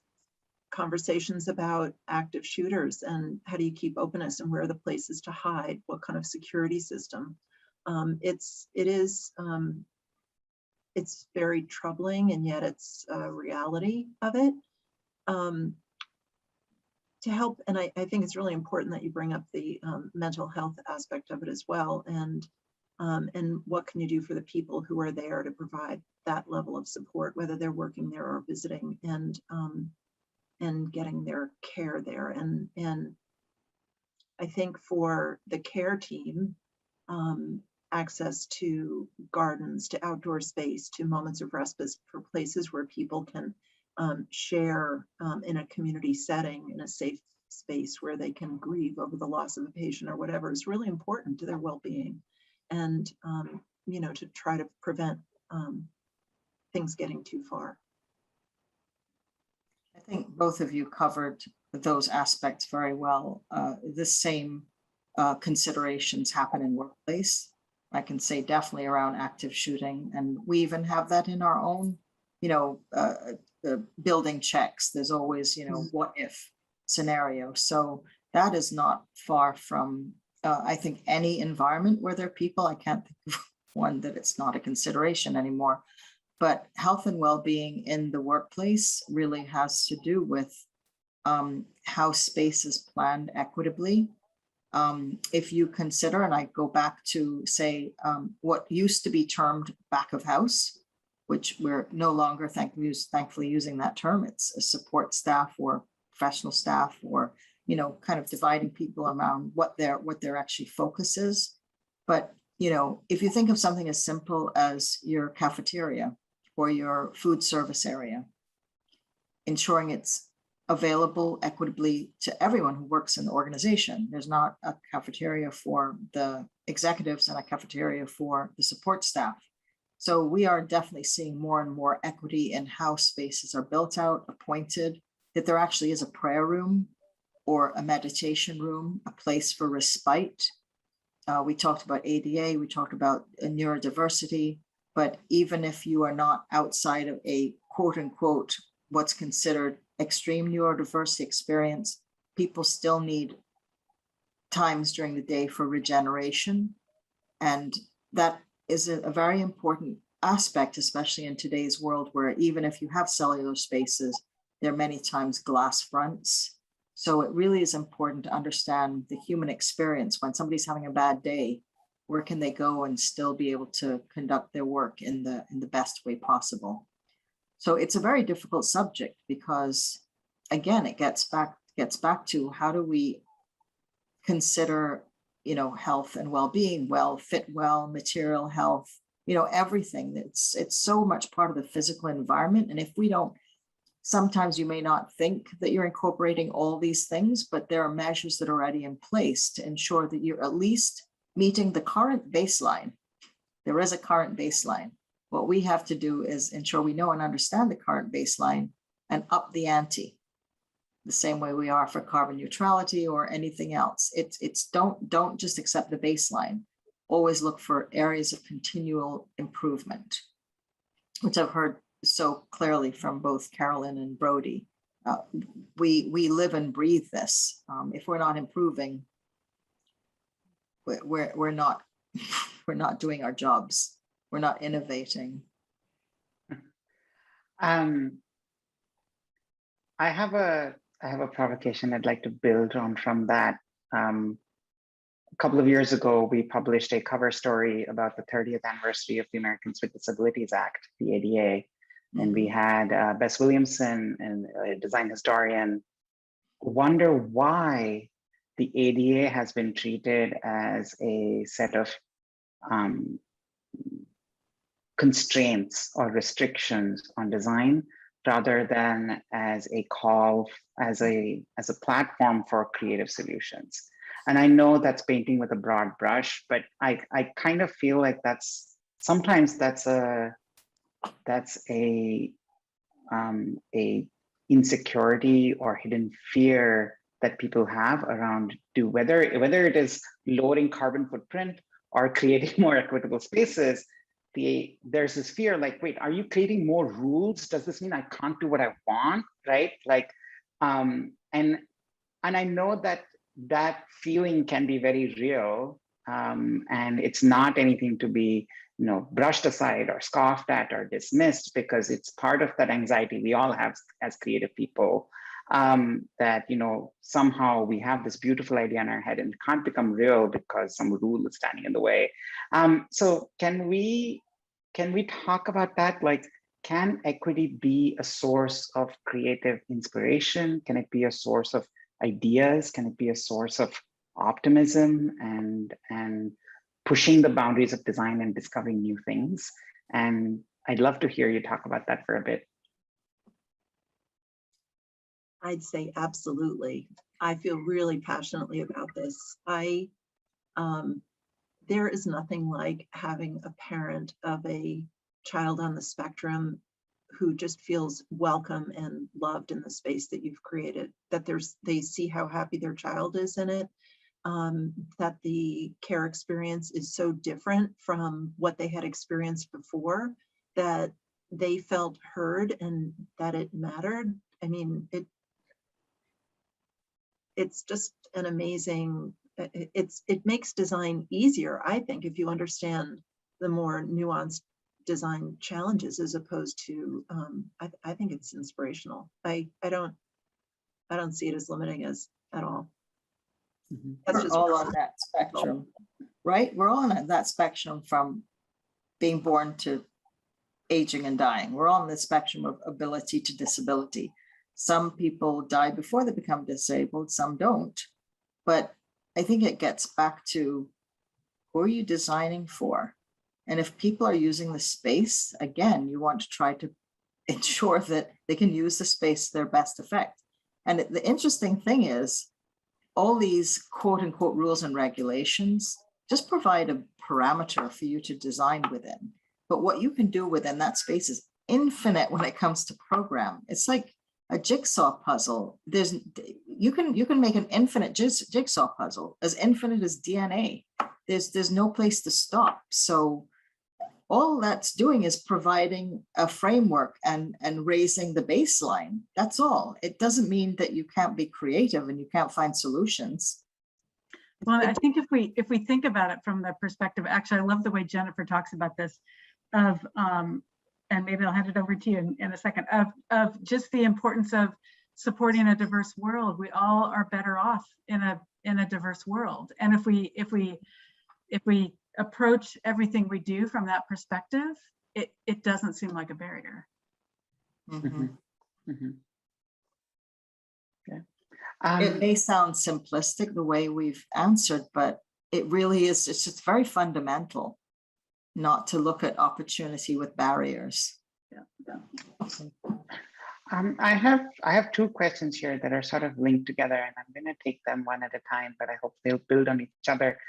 Catherine Poor Larson says, how do you approach community engagement to foster interaction and encourage input, right? So we've all talked about the importance of including people, but how do we make sure that that process of inclusion is as effective as possible? So I'll let you respond to that first, and then I have a follow-up from Dylan. First, understand who the community is. Right. This is a very important factor because I've had personal experience. Do not think people are part of a community because of their skin color or ethnicity. Understand who the community is as a user of space or as a stakeholder. And then you move on from there.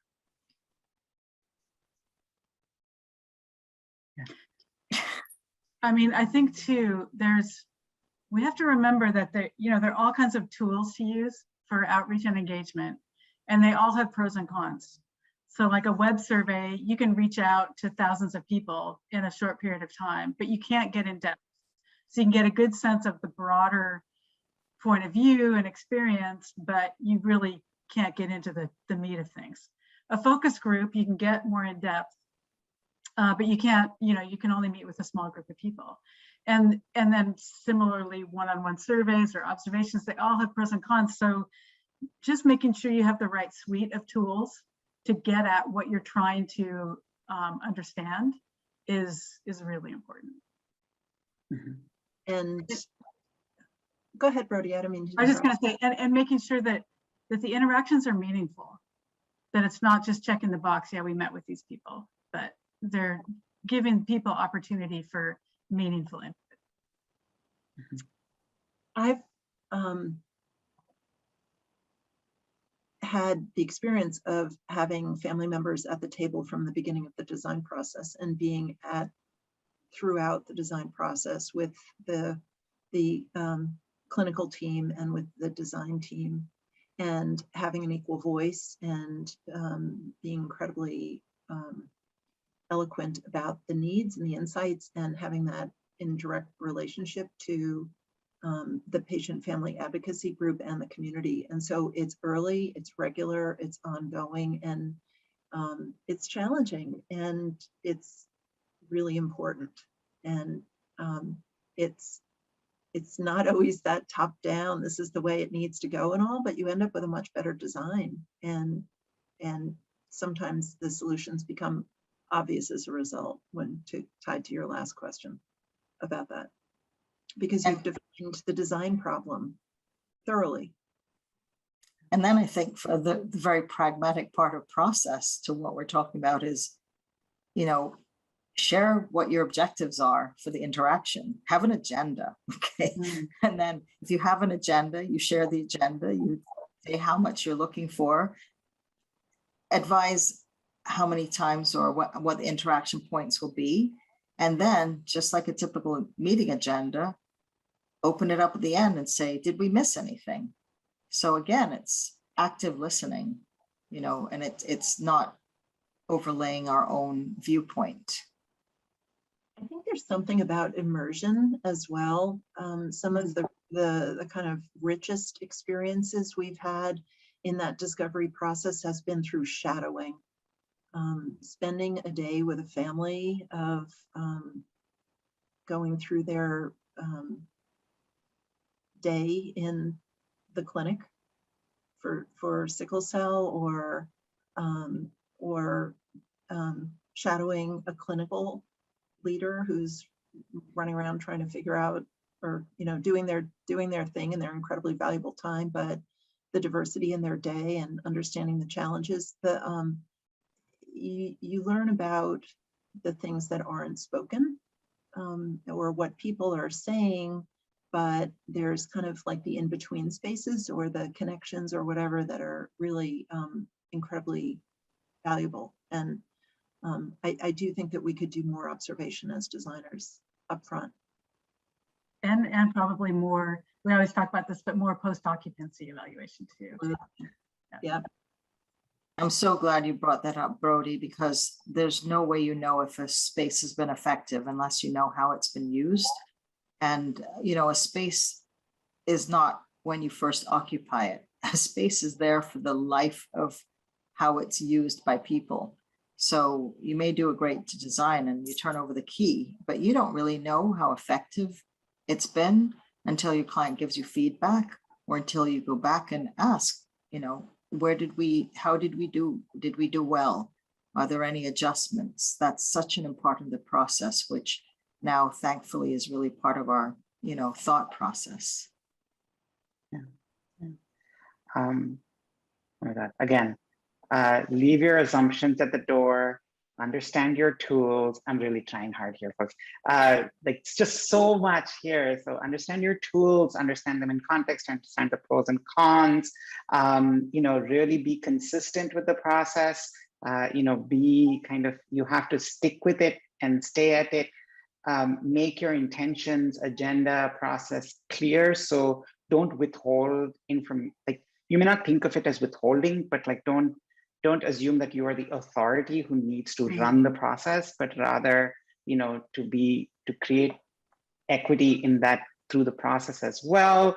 And then we brought up, understanding how then all of this, and then more tools, shadowing, like immersion, right? So part of, I think, that tool set that Dodi spoke about is not just surveys and information gathering, but, there are ways that we can step into or walk alongside somebody else's shoes for a little while and see what that's like.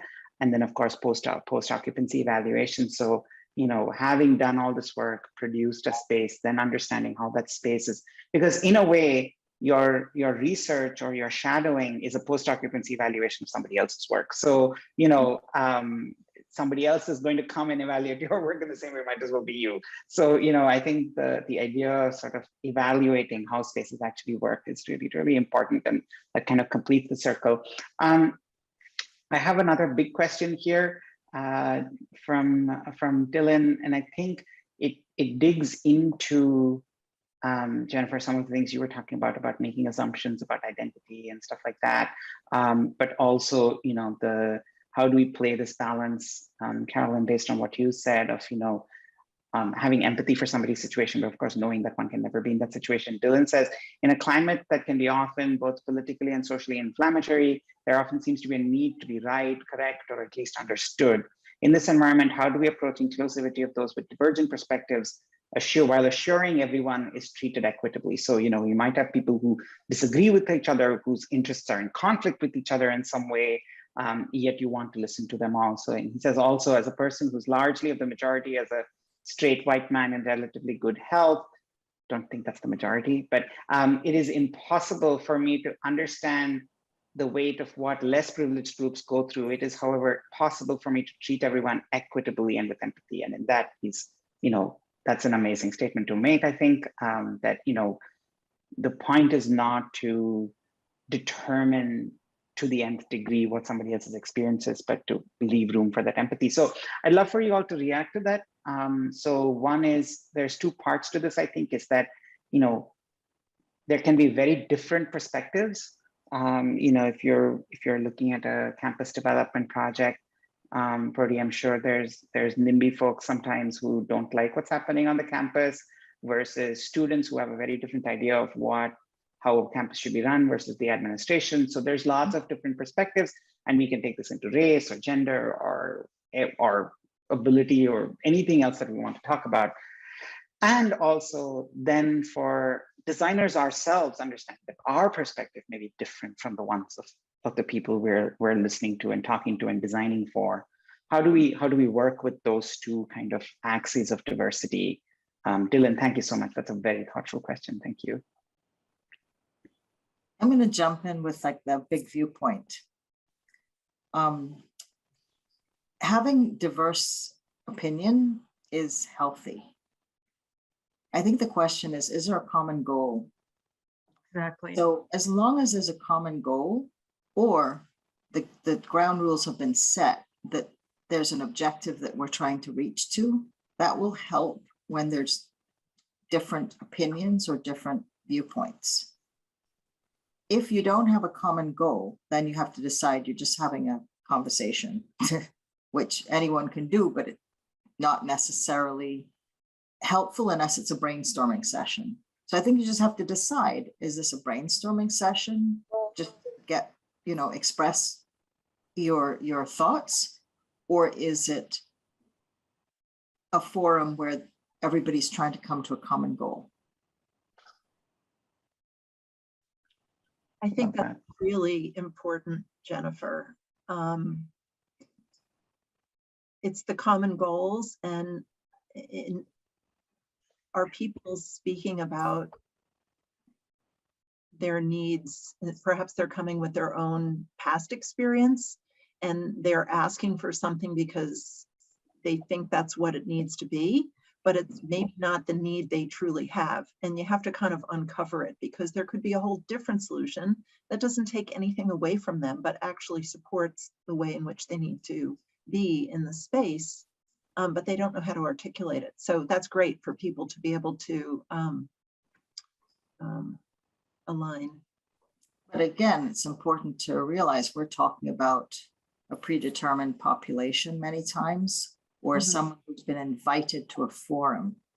This does not address a larger context or a political context where people do not have a voice. So I feel I have to make that distinction, because if you're in a predetermined population, sometimes you're in a position of privilege just by the determinant of what the project is. So we have to realize where we are, you know, what arena are we in? And we are not in every arena. So I just want to put that as a qualifying factor for what we're expressing today. Absolutely. Yeah, I would agree completely that the bigger goals are a way to bring people together. And then I think in terms of having a diverse perspective from designers, without putting like too much weight on the work that we do, because I don't mean to do that. You know, a lot of people have much more responsibility in the types of work that they do. Healthcare is one example. But I think we have a serious responsibility in our work. And it's because these environments are going to be in place for a long time. And they take significant resources. And, you know, whether it's a plan that's in place and providing guidance for 20 years, or even just you know, a small tenant improvement that's going to be in place for still a number of years, there's a responsibility and there is a real impact on people. So we just, as designers, we have to remember that they're just all kinds of perspectives and experiences, and we need to, with that kind of weight of responsibility, we need to think about it as we come up with our solutions. Thank you so much, Bertie. Thank you, all of you. This has been a wonderful note to end our discussion on. I think those are some really wise words, you know, in terms of understanding both our limits and our power, right? And so much of this is really acknowledging our power and our ability to influence, but also understanding that, you know, where we don't have direct power and influence, others might. And, you know, there are some challenges that are not for us to take on. Thank you so much, all three of you, Jennifer, Brody, and Carolyn, for this amazing discussion. I'm echoing comments from lots of folks in the audience who've said how much they've enjoyed this discussion and how insightful it's been for them. All three of you are truly inspirational. And the way you articulate things so clearly, I think is just, it's been lovely. It's been lovely for me, and I'm sure great for the audience as well. Thank you so much to everyone in the audience for staying with us and for participating in this discussion. I've loved the back and forth and the commenting and everything that's been going on in Q&A. It's been really wonderful to see. Thank you all so much for engaging with our discussion today. And of course, a thank you to our sponsors, Arcom, Arden Studio, Growy, LX Houses, and Versatility. We'll be back next Thursday with another think tank discussion with FX Collaborative. Please do join us for that. The registration link is available in chat, so please join us for next week's discussion as well. I look forward to seeing you there. Think Tank will continue in November with another series of discussions, so lots of great thought and lots of great discussion coming up.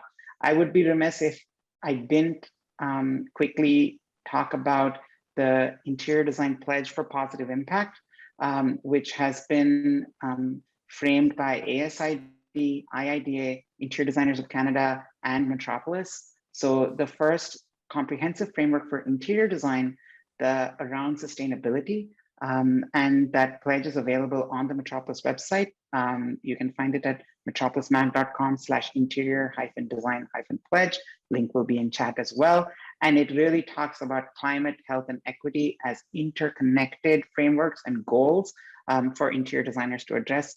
And that interconnectedness being a unique quality of some of the work that interior designers do. So or any of you who are in the interior design profession listening today, or who are in allied professions, you're an architect who works with interior designers, you're an engineer who works on interior design projects, you are a contractor, a product manufacturer, whoever you might be. If you're in the profession or allied to the profession, I encourage you to read the pledge, take it, join the group of people who are committed to creating a positive impact in the world, and who will help us sort of create spaces that are good for the planet, good for people, and as Brody pointed out, will sustain both planet and people for years to come. So thank you all so much for joining us today. It's been a great evening. Thank you to our panelists. Have a good evening.